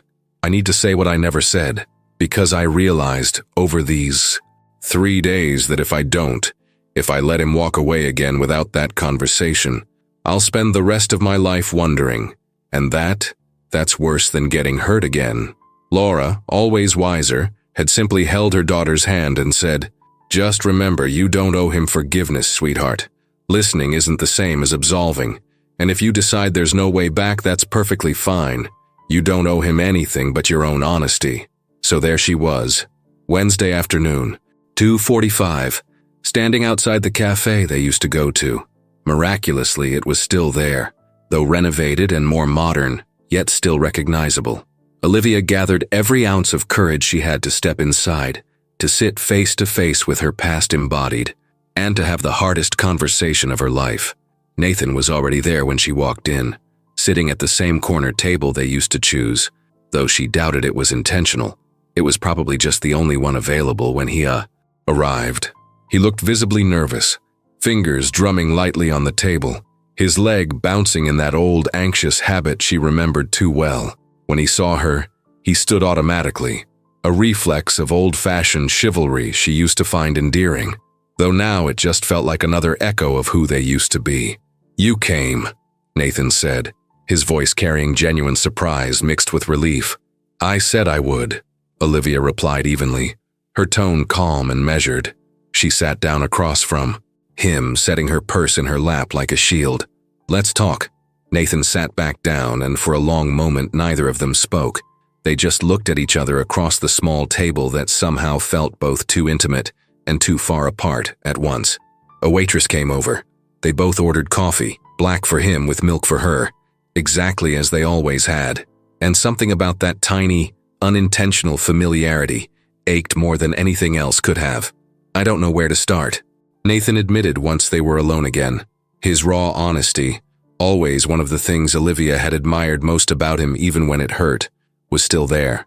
"I've rehearsed 1,000 versions of this conversation in my head over the past 3 days, but now that you're here, none of them feel like enough." "Then start with the obvious," Olivia said, her voice sharp, unfiltered. "Why did you leave, Nathan? And don't give me that line from your letter about how I deserved better. Because we both know that was a lie. I want the truth. The real truth, not the edited version you thought I needed to hear." Nathan took a deep breath, and Olivia saw how much effort it cost him to keep his gaze locked on hers, to not look away the way he always used to when things got hard. "I was afraid," he said finally. "Afraid of not being enough. Afraid of disappointing you eventually. Afraid that one day you'd wake up and realize you'd wasted your love on someone who didn't know how to receive it, who didn't know how to give it back the way you deserved." "That wasn't your decision to make," Olivia shot back, anger beginning to seep through the armor of control she'd been clinging to. "You didn't have the right to decide for me what I deserved. If I chose you, if I told you I loved you, it was because I believed you were enough. But you decided you knew better than I did what was good for me, and you walked away without giving me a chance to fight for us, to prove to you that I wasn't as fragile as you thought." "I know," Nathan said, tears now pooling in his eyes, something Olivia had rarely seen, because Nathan never cried, never allowed that kind of vulnerability. "I know it was selfish, cowardly. I convinced myself I was protecting you when, in truth, I was protecting myself, protecting my own fear of not being good enough. And now?" Olivia leaned forward slightly. 8 years later, do you still think you're not enough? Do you still think running away is some kind of protection?" "No," Nathan said instantly. "I've spent the last 4 years in therapy, tearing down all the garbage I carried from childhood, all the toxic conditioning about masculinity and weakness and vulnerability. I learned, and I'm still learning, that being strong doesn't mean carrying everything alone, that asking for help isn't a sign of defeat, that opening up emotionally doesn't make you less of a man, it makes you more human." Olivia studied, his face searching for signs of deceit or manipulation, but all she saw was raw sincerity, painful and unguarded. "And you think that changes anything? You think finally deciding to grow up erases the 8 years of pain you caused?" "No," Nathan said at once. "It doesn't erase anything, and I'm not asking for it to. I'm not asking you to forgive me or forget. I'm just asking you to listen, to let me try to explain that the man who left you isn't the same one sitting here now. That I've changed, Liv. That I've spent 8 years living with the greatest regret of my life and doing the work to become someone who might someday deserve a second chance, even if that chance isn't with you." That last part caught Olivia off guard. "What do you mean by that?" Nathan rubbed his face with his hands, exhausted. I mean, I've learned that loving you doesn't necessarily mean being with you. Sometimes loving someone means wanting them to be happy, even if it's not by your side. And if you've moved on, if you've found someone else, if you've built a life that doesn't have room for me, I'll respect that. I just needed you to know that I never stopped loving you, not for a single day, that you were the impossible standard I measured everyone else against, and no one ever came close. Olivia felt the tears spill over, hot and revealing, all the composure she'd clung to for days collapsing under the weight of his words. You have no idea what it was like, Nathan, waking up every day and having to rebuild what you destroyed, learning how to trust again, to believe again, while carrying this pain that had no name, no body to bury, just absence, a ghost of something that used to exist and suddenly didn't. I know, Nathan whispered, or rather, I know my version of it, and I know it's not the same, that what you felt was worse because you didn't choose it. I forced that choice on you, and for that, for everything, I'm sorry, more than words can express. They sat in silence for a while, the coffee cooling untouched on the table, the weight of 8 years of unsaid words finally finding air. Olivia wiped her tears with the back of her hand, taking a long breath, trying to steady herself. I almost made it, she said finally, her voice hoarse. I was almost okay. I had built a good life, a career, friends. I even went out with a few people, though none of them were you, and I was at peace with that, or at least I was learning to be. And then you show up, and in 3 days you've managed to mess up everything it took me 8 years to rebuild. I'm sorry, Nathan said quietly, and it sounded genuine. I didn't mean to. It wasn't my intention to. I know it wasn't, Olivia interrupted. But that's what's happening, because as much as I want to hate you, as much as I probably should, there's a part of me, a stupid, stubborn part, that looks at you and still sees the man I loved, that still feels that connection I thought had died, but apparently was just sleeping, waiting for some idiot twist of fate to bring you back. Nathan looked at her with a hope so raw, so defenseless, that Olivia almost recoiled. Does that mean that there's a chance? I don't know what it means, Olivia said honestly. All I know is that I'm confused and angry and scared, because admitting I still feel something for you, after everything, means admitting a kind of vulnerability I swore I'd never have again, especially not with you. I understand, Nathan said softly, and I'm not asking for a decision now. I'm not asking for anything except a chance to show you I've changed, that I've done the work, that I've faced my traumas, that I've learned to communicate, to be vulnerable, all the things I couldn't do before. Olivia gave a short, bitter laugh that wasn't really laughter at all. Do you realize how unfair that is? You got to leave, fall apart, go to therapy, grow, fix yourself, and I had to stay behind picking up the pieces you scattered. You come back better, while I'm the one who had to survive the aftermath. It's unfair, Nathan agreed. Completely unfair. You never should have had to carry the weight of my choices. But it happened, and I can't change the past. All I can do is try, if you'll let me, to do better now. Olivia studied him for a long time, taking in every detail, the lines that hadn't been there 8 years ago, the way he now held her gaze instead of avoiding it, the vulnerability he allowed himself to show instead of hiding behind silence. There was change there, real change. She could see it, but was it enough? Could change ever truly erase the past? I need time, she said finally. I can't just decide right now if I forgive you, if I want to try again, if there's even a way back after everything. I need to process it, talk to people I trust, figure out what I actually feel beneath all this confusion. As much time as you need, Nathan said immediately. I'll be here for at least a few more months taking care of my father. I won't pressure you, I won't show up in your life if you don't want me to. But if you ever want to talk again, if you want me to prove through actions instead of words, I'm here, completely. Olivia nodded, feeling emotionally exhausted, as if she'd run a marathon instead of sitting at a cafe table for 40 minutes. I should go. This was a lot. I understand. Nathan stood as she did, that old reflex of courtesy.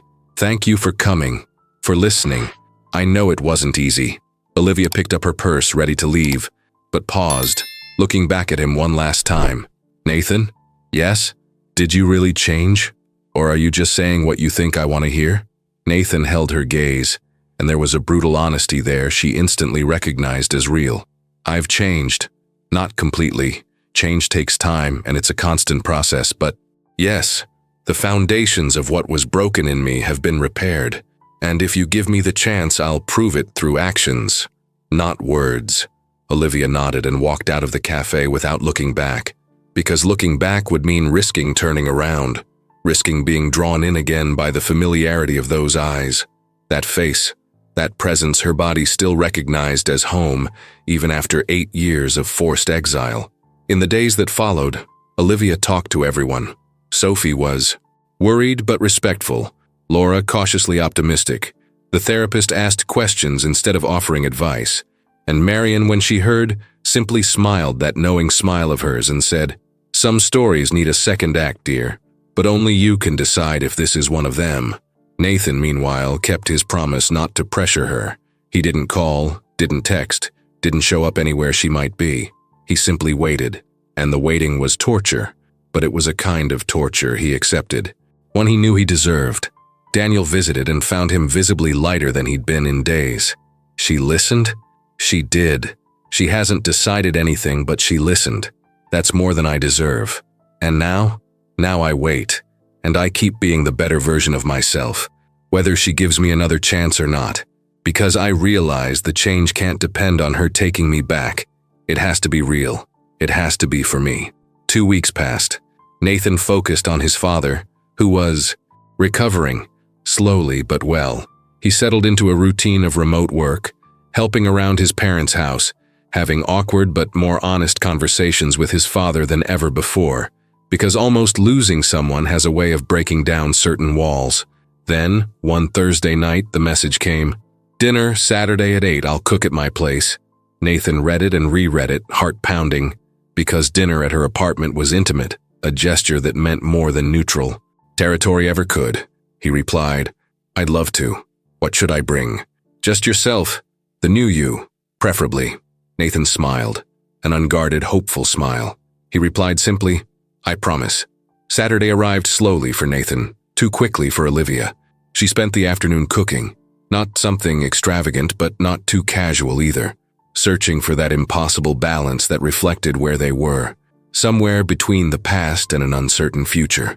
Sophie called 3 times, checking if she was sure, if she felt safe, if she wanted company.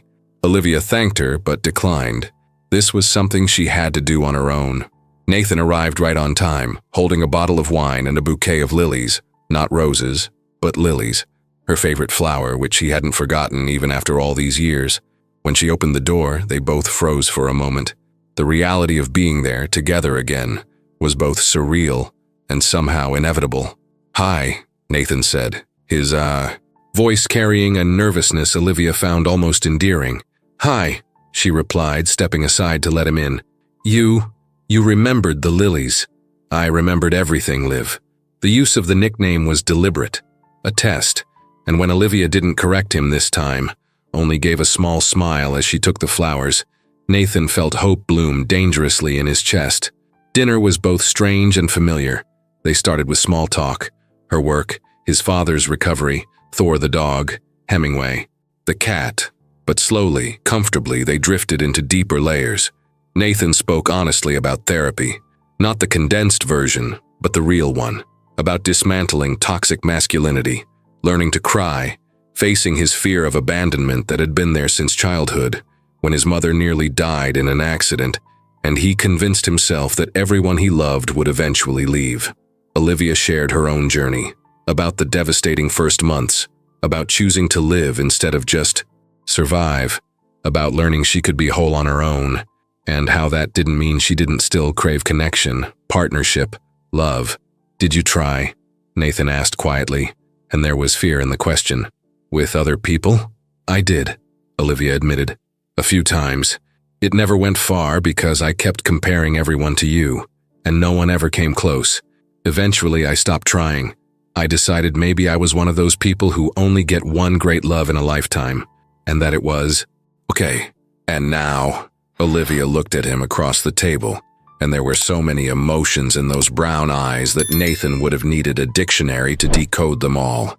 "Right now, I'm terrified," she said, "because I'm feeling everything again. The connection, the ease of talking, the way you see me, really see me, in a way no one else ever has. And it's terrifying because the last time I felt this way, it ended with you leaving me in pieces." Nathan reached across the table, stopping halfway, offering, not demanding. Olivia stared at his hand for a long moment before, slowly, cautiously, placing hers on top of it. "I can't promise I won't make mistakes," Nathan said, his fingers carefully intertwining with hers. "Because I will. I'm human and change is a process, not an endpoint. But I can promise I won't run. That when things get hard, and they will, I'll stay. I'll talk.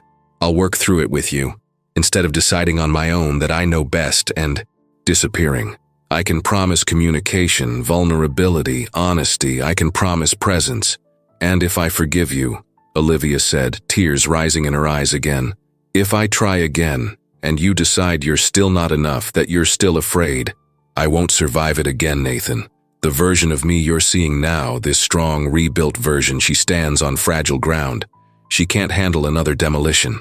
Nathan tightened his grip on her hand, then stood, walked around the table, and knelt beside her chair, looking up at her in a posture of raw vulnerability that cost him, but that was necessary. "Then I won't put you through that again. I'm here, Liv. For real. Not because my father had a heart attack, not because circumstance forced me. I'm here because I realize that living without you isn't living. It's existing in halves, and I'd rather try, risk, and be vulnerable than go back to that safe, lifeless existence."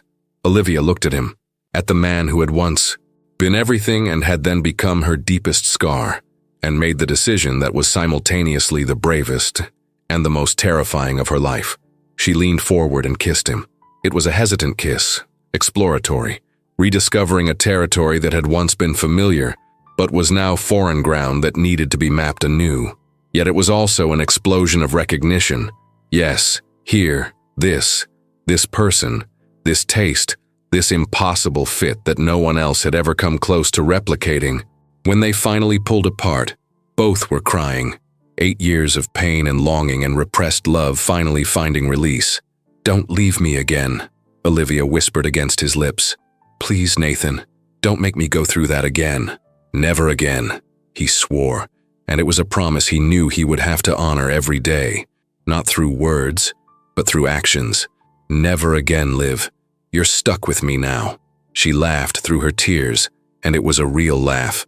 Free, full of possibility. "Am I the one who's stuck? Pretty sure it was you who got stuck the first time." "We're stuck with each other," Nathan corrected, pulling her into a tight embrace, burying his face in her hair, inhaling the scent that was muscle memory, home. "And this time, I won't fight it. I'll accept it. I'll embrace it. I'll honor it." They stayed like that for an indefinite amount of time, holding each other in the middle of Olivia's living room, rebuilding on top of ruins, proving that some broken things really can be mended, not by going back to what they were, but by becoming something new, something stronger for having survived the fall. Forgiveness isn't forgetting. It's choosing to let the past stop ruling the future. It's deciding that the person in front of you isn't the same one who hurt you, because neither of you is the same anymore, and that maybe, just maybe, the new versions of you both deserve the chance the old ones didn't know how to honor. Starting over isn't about going back to the beginning as if nothing ever happened, erasing the years, the scars, pretending the pain was just a bad dream they'd finally woken from. Starting over means recognizing that there was an ending, that there was destruction, that there were nights when they both cried alone in different cities, convinced that love had died, and still deciding, consciously and with open eyes, that it's worth trying to build something new from the wreckage. Something that honors the past without being trapped in it. Something that feels both familiar and completely different. Like a rewritten version of a book that keeps the same main characters, but changes the plot so that this time, it finally has a happy ending. The first few weeks after that dinner were a delicate adjustment period. Like learning to dance again with a partner you once knew well, but whose rhythm had changed. Steps to be rediscovered through trial and error, through the occasional misstep followed by apology and recalibration. Nathan and Olivia didn't jump back into the relationship as it once was. They didn't pretend that 8 years hadn't happened, or that they could just pick up where they left off. That was impossible. They were different people now, shaped by experiences, pain, and growth the other hadn't witnessed. They started slowly, almost cautiously. Nathan invited her to dinners, to walks in the park they used to visit, to movie nights where they sat side by side without touching much, just occasionally letting their hands find each other, respecting the space Olivia needed, respecting the fear she still felt even as she tried not to. Olivia, in turn, invited him over to her apartment, where they cooked together, where he met Hemingway, the cat who tolerated him with classic feline indifference, where they stayed up late talking about everything and nothing, rebuilding the emotional intimacy they'd once shared, now accompanied by a maturity they hadn't possessed in their 20s. Sophie watched the whole thing with protective skepticism. She met Nathan one afternoon at Olivia's request. Olivia felt her best friend deserved the chance to judge for herself whether his change was real or just a well-rehearsed performance. They met at a cafe, not the one where Nathan and Olivia had reconnected, but a neutral one, chosen specifically for that difficult conversation. "I'll be direct," Sophie said, as soon as their coffees arrived, skipping the polite small talk. "You destroyed her, Nathan. I saw it. I spent months picking up the pieces, listening to her cry, holding her when she could barely get out of bed. So before you get any kind of blessing from me, if that's what you're looking for, I need to know what really changed. Because I went to therapy isn't enough." Nathan didn't get defensive. He simply nodded, acknowledging her right to protect her best friend. "I understand. And I'm not here looking for your blessing. This is between me and Olivia. But I respect how important you are in her life, so I'll be honest. What's changed is that I finally learned, through 4 years of intensive therapy, that the problem was never her. It was always me, and the toxic patterns I carried from childhood, the inability to be vulnerable, to accept love without feeling I had to earn it through perfection. I learned that asking for help isn't weakness, that communicating. Fear doesn't make me less of a man, and that a healthy relationship requires constant work, not just emotion." "Nice speech," Sophie said, unimpressed. "But actions speak louder. Are you going to stay when it gets hard? Because it will get hard. She has scars because of you, Nathan, triggers, moments when she's going to test you just to see if you'll run again." "I know," Nathan said quietly, "and I'm ready for that. I'm not saying I won't make mistakes because I will, but I'm committed to working through them, not running from them. She deserves that. She always did. It just took me 8 years and a lot of work to become someone capable of giving her what she always deserved." Sophie studied him for a long moment, looking for cracks in his armor, inconsistencies in his words. But what she saw instead was raw sincerity, a vulnerability the Nathan from 8 years ago never would have shown. "If you hurt her again," she said finally, "you won't have anywhere to hide. I'll personally make sure your life becomes hell." Nathan gave a small, almost relieved smile. Fair enough. Sophie's reluctant approval meant more to Olivia than she initially admitted. Laura, on the other hand, was warmer in welcoming Nathan back, seeing in him not just the man who had once hurt her daughter, but the man who had clearly learned from his mistakes, who carried the weight of regret in a way that had reshaped his very core. "You've grown," Laura said when Nathan came over for dinner, a ritual he and Olivia used to have and were now resuming, acutely aware of how much time they'd lost, how much could have been different. "You can see it in your eyes. You're not that scared boy who used to run from his own emotions. You're a man who's faced his demons."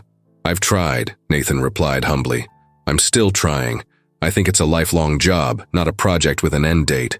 "And that," Laura said with approval, "is exactly the right answer. Take care of her, Nathan.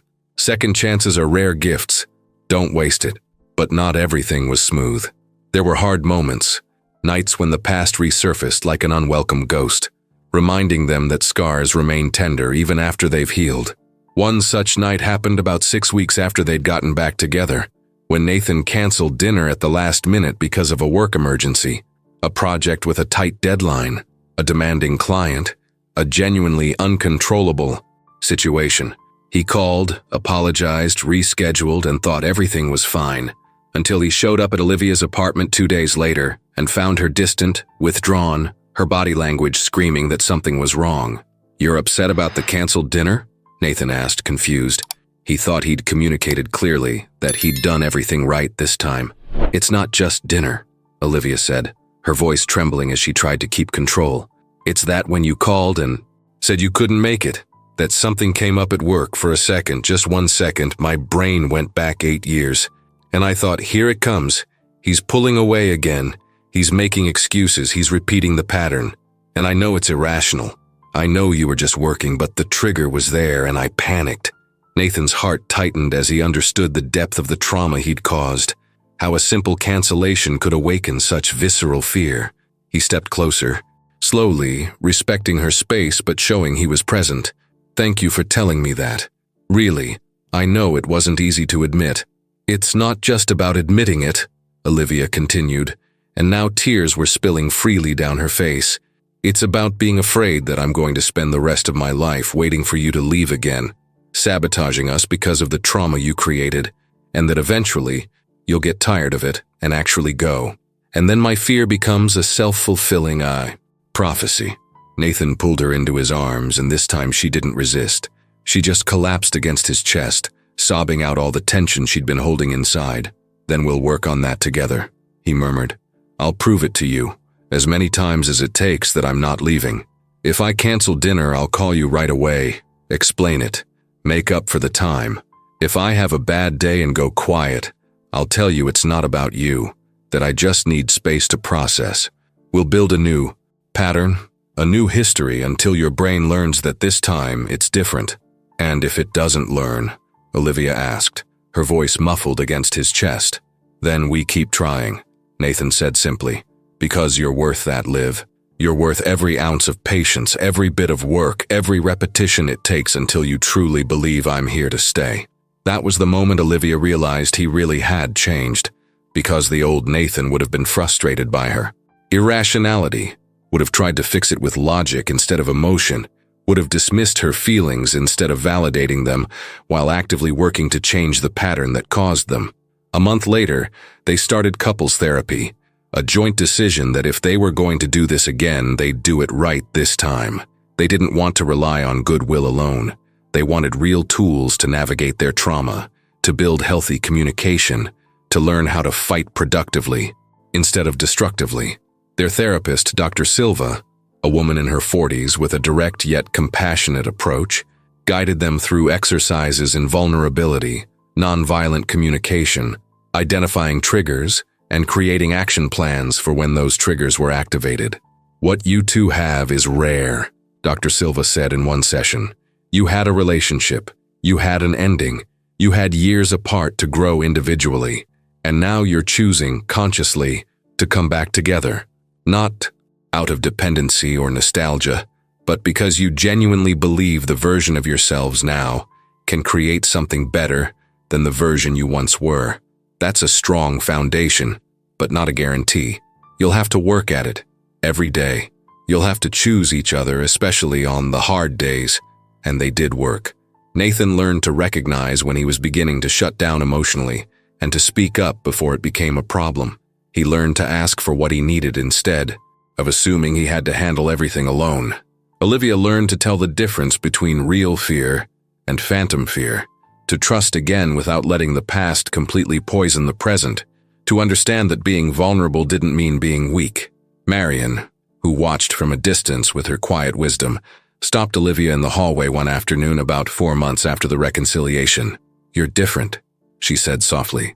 "Lighter, more whole, maybe." Olivia smiled, recognizing the truth in it. "I am.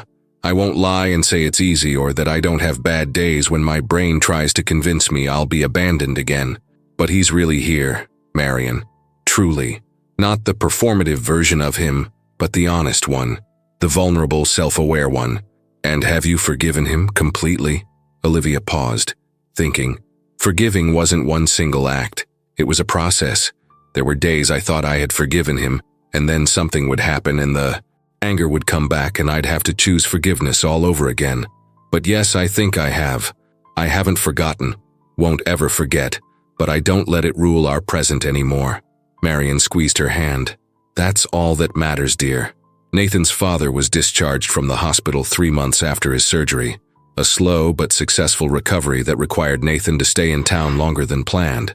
But he didn't mind, because staying meant being with Olivia. It meant time to solidify what they were rebuilding.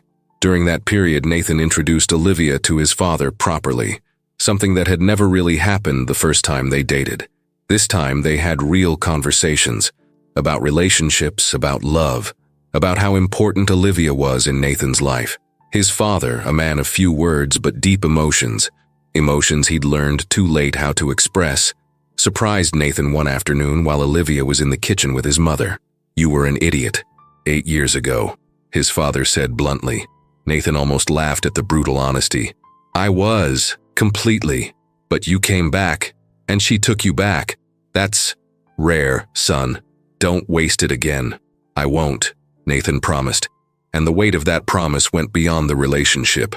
It was a vow that he had finally learned the lesson his father had spent years trying to teach him in all the wrong ways, that loving someone is work, a daily choice, not just a fleeting feeling.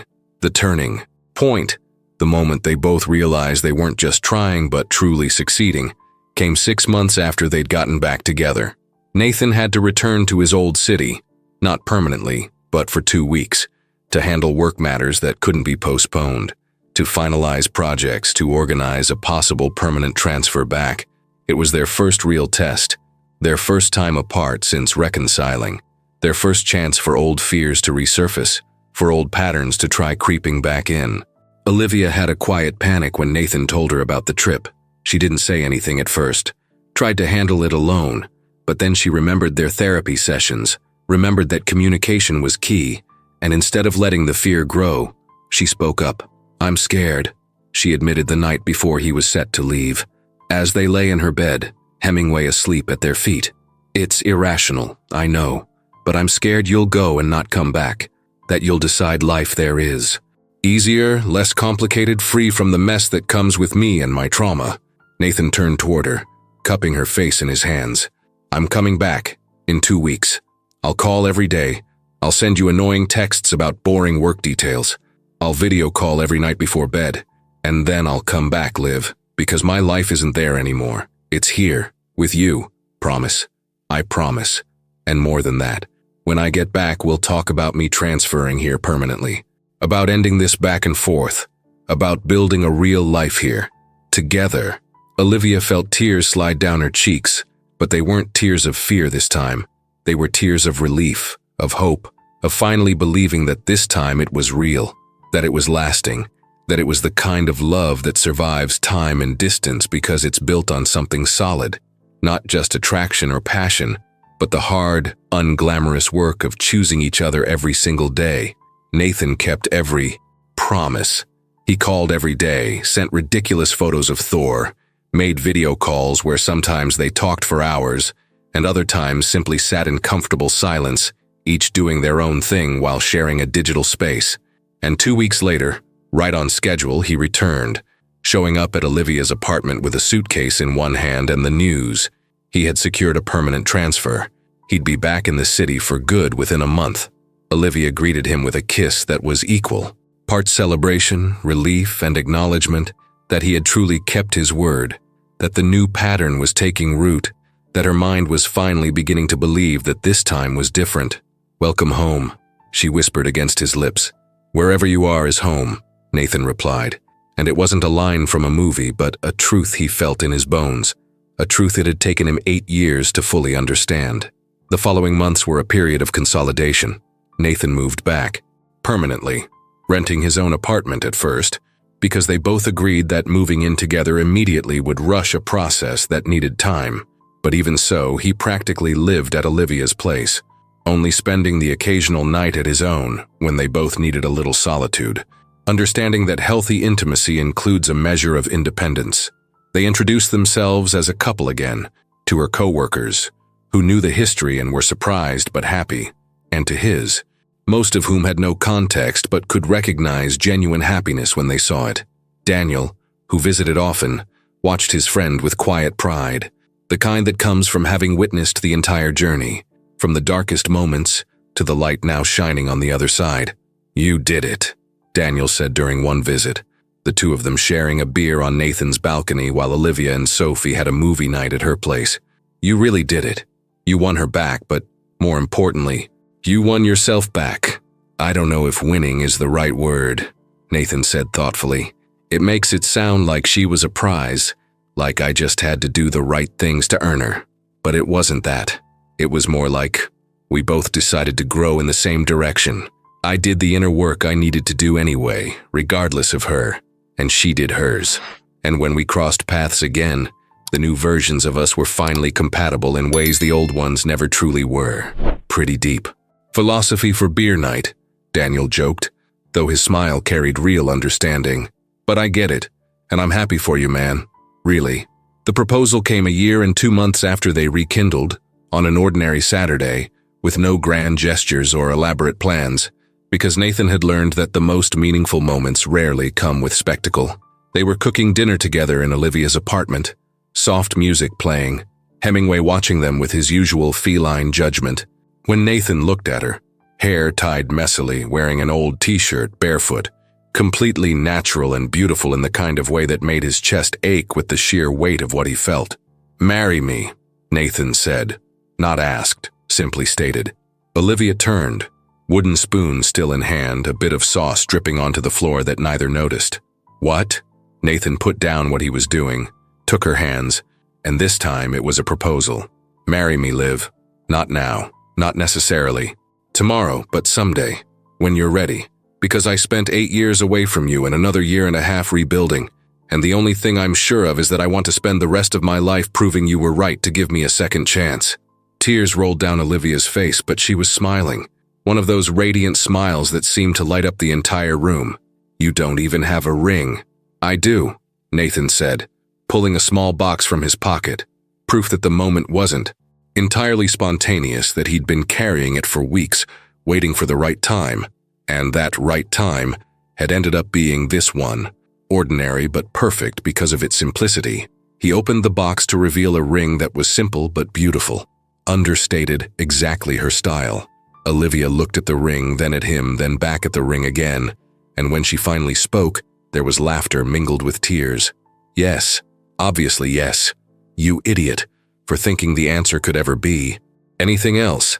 Nathan slipped the ring onto her finger with trembling hands, then pulled her into a kiss that was promise, commitment, choice, made consciously by two adults who had known loss, who bore matching scars, who understood exactly what it meant to give yourself completely, and still decided it was worth it.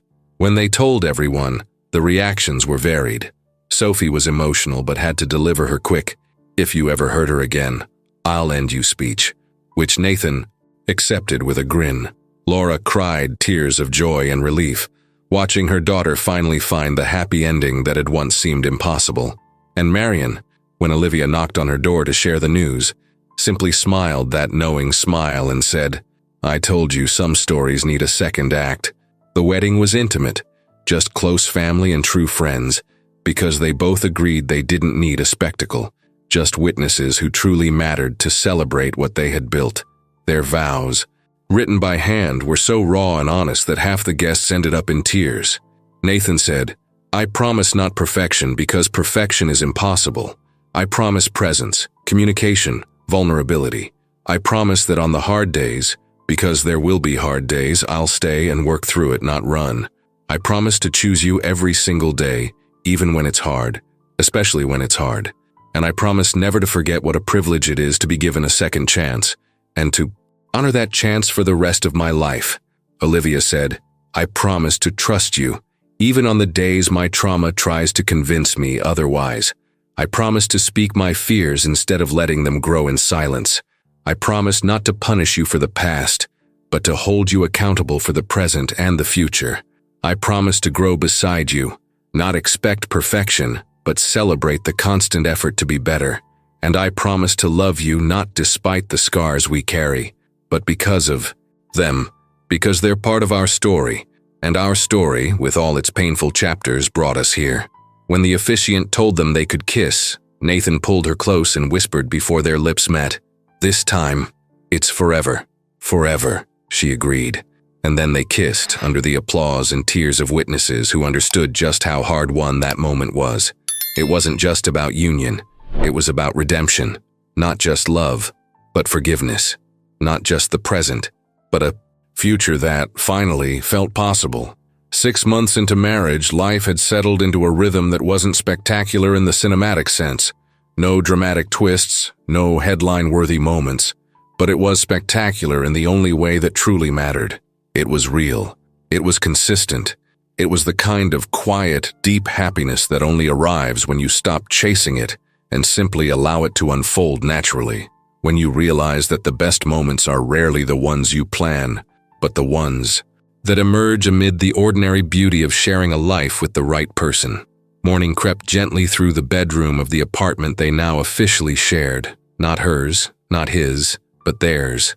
A space that carried traces of both. Olivia's books mingled with the plants Nathan had started cultivating as an unexpected hobby.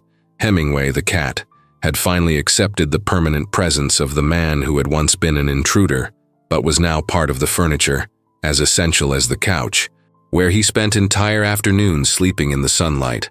Nathan woke first, as he always did, that stubborn internal clock that refused to let him sleep in, even on Saturdays when there was no reason to rush. He turned carefully, not wanting to wake Olivia, who slept beside him with the peace that only came on days with no urgent plans. Her hair was a chaotic halo against the pillow, somehow perfect in its disarray, her breathing soft and steady. Nathan stayed there for an indeterminate number of minutes just watching her, memorizing her, still hit by that sharp, humbling wave of gratitude, for having made it back, for having been forgiven, for waking up in this ordinary Saturday morning instead of alone in a sterile apartment in a city that had never truly been home. He got up quietly, pulled on the t-shirt draped over a chair, and went to the kitchen to make coffee, the morning ritual that had become his domain, since Olivia, being a night creature by nature, woke up best to the smell of coffee brewing rather than the sound of an alarm. Thor, who stayed with Nathan's parents during the week but spent weekends with them, got up lazily from his spot on the living room rug, tail wagging, following Nathan to the kitchen with his eternal hope for extra food, which usually appeared whether or not he'd already eaten. As the coffee brewed, Nathan looked out the window at the still quiet street, sunlight beginning to touch the tops of the trees, and thought about how true happiness wasn't thunder. It was a constant breeze. It wasn't an explosion, but a collection of small, steady moments. Waking up next to her, making coffee knowing she'd soon appear half asleep and demand a hug before a single word, spending the day without elaborate plans doing absolutely nothing productive, but doing it together. The companionship itself was the point, not the activity. "You're philosophizing again." Olivia's sleepy voice came from behind him, and Nathan turned to see her leaning against the doorway, wearing his oversized t-shirt, eyes still half closed, smiling that small, private smile that belonged only to him, the one no one else ever saw because it was reserved for quiet mornings like this. "I always philosophize better before coffee," Nathan replied, opening his arms. Olivia crossed the kitchen to fit against him, her face pressed to his chest, arms wrapped around his waist. They stayed like that for minutes or maybe hours, the kind of timeless stretch that happens when you are exactly where you're meant to be. "What time is it?" Olivia mumbled against his chest. 8:30, too early for a Saturday. But my body didn't check the calendar before waking up. "Your fault for having a soldier's internal clock," she murmured without real annoyance, tightening her embrace. "You could have woken me up. You were sleeping too beautifully. I didn't have the heart." Olivia lifted her gaze to meet his, and there was something in her eyes, something Nathan had learned to recognize over these months. It wasn't desire, not the fiery passion of movie romances, but something deeper, steadier, the kind of love that doesn't need to shout to be felt. "I love you. You know that, right?" "I know," Nathan said, pressing a kiss to her forehead. "And I love you. More every day, which I didn't think was even possible because I already loved you so much. But apparently, love doesn't have a limit. It just keeps growing when it's with the right person." "There you go, philosophizing again," she laughed, though her eyes were glistening. The good kind of tears, the kind that come from happiness so full it needs a physical outlet. "Come on, Let's drink coffee before you start quoting poetry." They sat at the small kitchen table. Thor stretched at their feet, waiting for crumbs that inevitably fell, and they talked about nothing important. Plans for the day that included grocery shopping because they were out of real food, maybe a walk in the park if it wasn't too hot, dinner at Olivia's parents' house that evening because Laura had insisted. Nathan actually liked these family obligations that once would have scared him. Now they were comforting. Proof that he belonged, that he had a place. That family wasn't only the one you're born into, but also the one you choose, and that chooses you back. "Sophie called yesterday," Olivia said between sips of coffee. "She wants to plan dinner next week. Her and the fiancé, us and Daniel if he's in town. Double date." "Fiancé," Nathan repeated, still wrapping his head around it. Sophie, the same Sophie who once swore she'd never marry because relationships were a societal trap, now had not only a serious boyfriend but a fiancé she genuinely loved. The kind of love so sweet, it made everyone around them roll their eyes, though no one complained, because Sophie deserved it after years of being the friend who held everyone else together but was rarely held herself. Still surreal, but sure, set it up. Sounds nice. Daniel had become a regular presence again, not just Nathan's friend but a friend to both of them. He was the kind of person who showed up unannounced, brought pizza, and stayed late talking about everything and nothing. He was dating too, something new but promising. A woman named Beatrice who worked in education and had infinite patience for Daniel's terrible puns, which, according to Olivia, was the truest sign of love, because no one tolerates that level of wordplay voluntarily. The afternoon drifted by with the particular ease of a Saturday without obligations. They went grocery shopping, Olivia insisting on making lasagna from scratch, even as Nathan argued the frozen one was perfectly fine. They walked through the park, Thor tugging on his leash, gleefully chasing every bird that dared land nearby. They came home and cooked together, moving around the kitchen in the synchronized dance of two people who knew each other's rhythm, passing utensils without asking, seasoning and tasting and adjusting like a seamless team, because that's what they were now, partners, in the truest, most functional sense of the word. Marion stopped by in the middle of the afternoon, as she often did, under the pretense that she'd baked too much cake, though everyone knew it was really for the company, for the warmth and life that now filled Olivia's apartment compared to the quiet years before.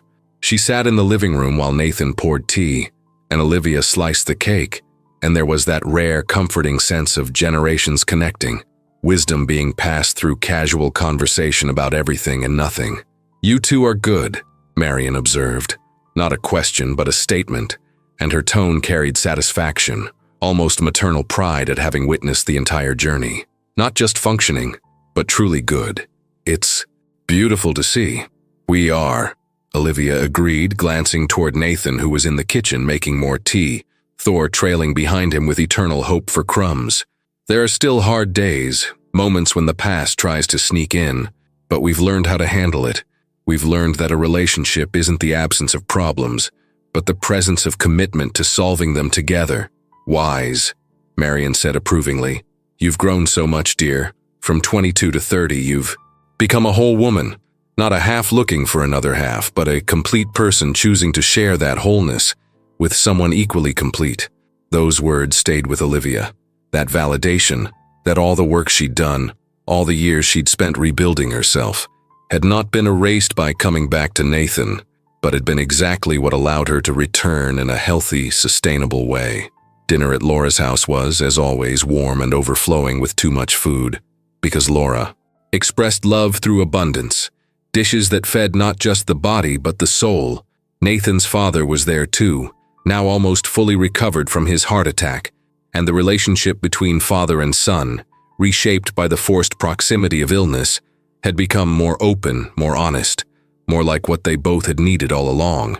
"How's work?" his father asked as they set the table, a private moment away from the women chatting in the living room. "Good," Nathan replied. "Challenging. I was promoted to project manager last month." "I'm proud of you, son," his father said. Simple words, but they carried the weight of years of silence, of affection always felt but rarely spoken. Nathan's throat tightened. Those 3 words were what the boy inside him had always wanted to hear. and what the man he'd become finally understood. That his father had always been proud, had just never known how to show it. No one had ever taught him how. He came from a generation that swallowed its feelings whole. Thanks, Dad, for everything. For surviving the heart attack, too. Because that scare brought me back here. Brought me back to her. So in a strange way, your heart nearly stopping made mine start again. His father blinked rapidly, the gesture of a man fighting tears because of old conditioning, but he put a hand on Nathan's shoulder, gripping firmly in a way that said everything words could not. The evening ended with dessert and coffee, with laughter over old stories and talk of the future. Laura already campaigning for grandchildren, while Olivia and Nathan exchanged a knowing look. They'd already discussed it, about waiting a little longer, about savoring this time of just being the two of them before expanding their family. But they both knew, when the time was right, they wanted that too. They got home after midnight, pleasantly tired. The apartment greeted them with a peaceful kind of silence, the kind that was the opposite of loneliness. It was the silence of belonging, of being home, of a space where you could exist entirely as yourself, without armor or performance. They went through their nighttime routine with the quiet choreography of a couple who shared a life.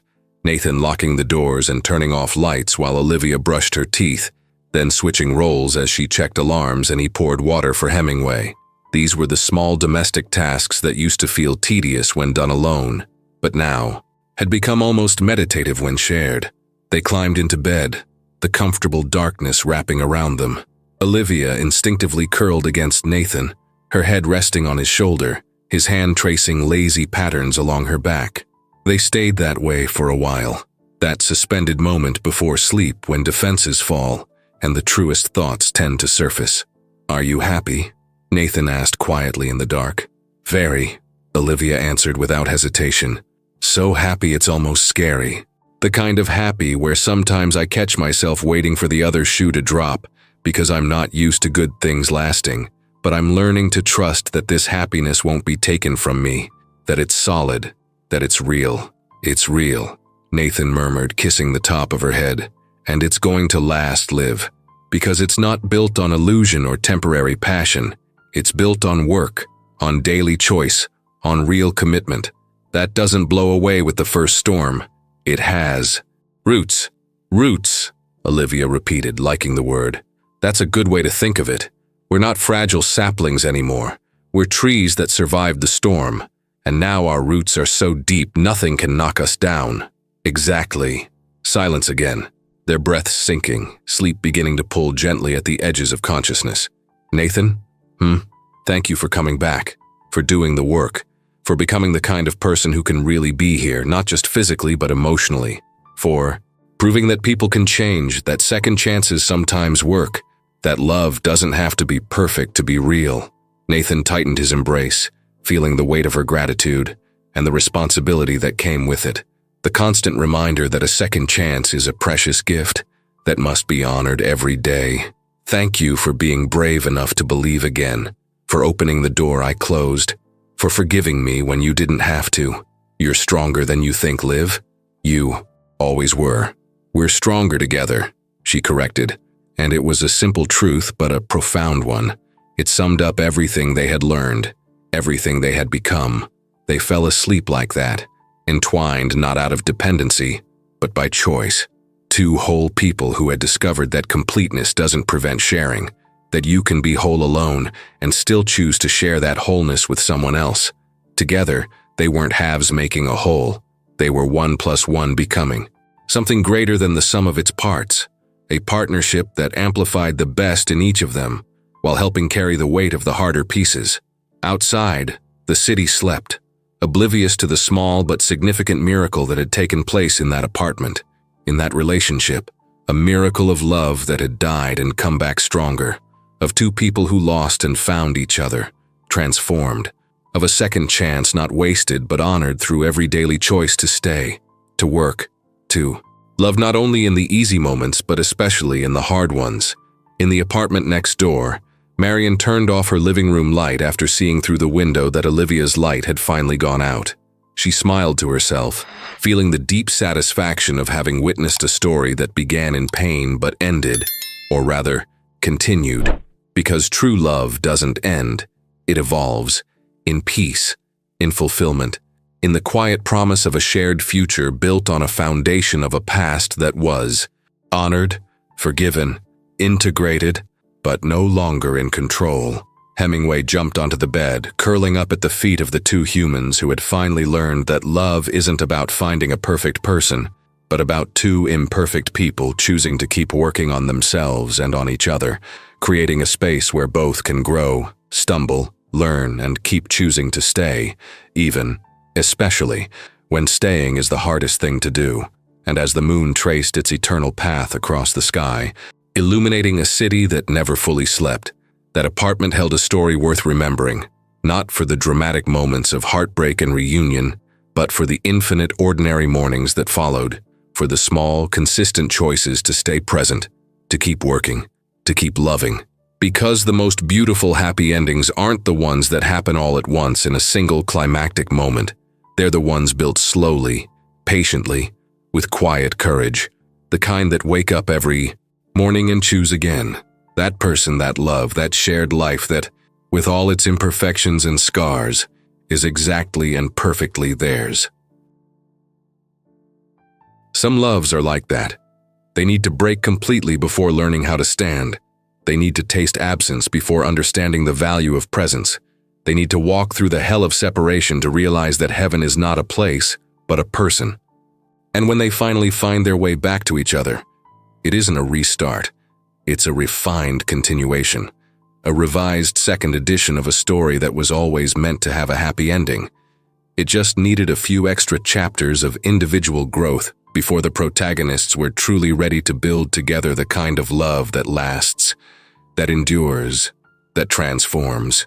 If you felt every word of this story, don't forget to leave your like, subscribe to the channel, and share in the comments what touched you the most. Your comment and your hype help Paths of Romance grow and reach even more people who believe in the power of reunions, second chances, and love that heals.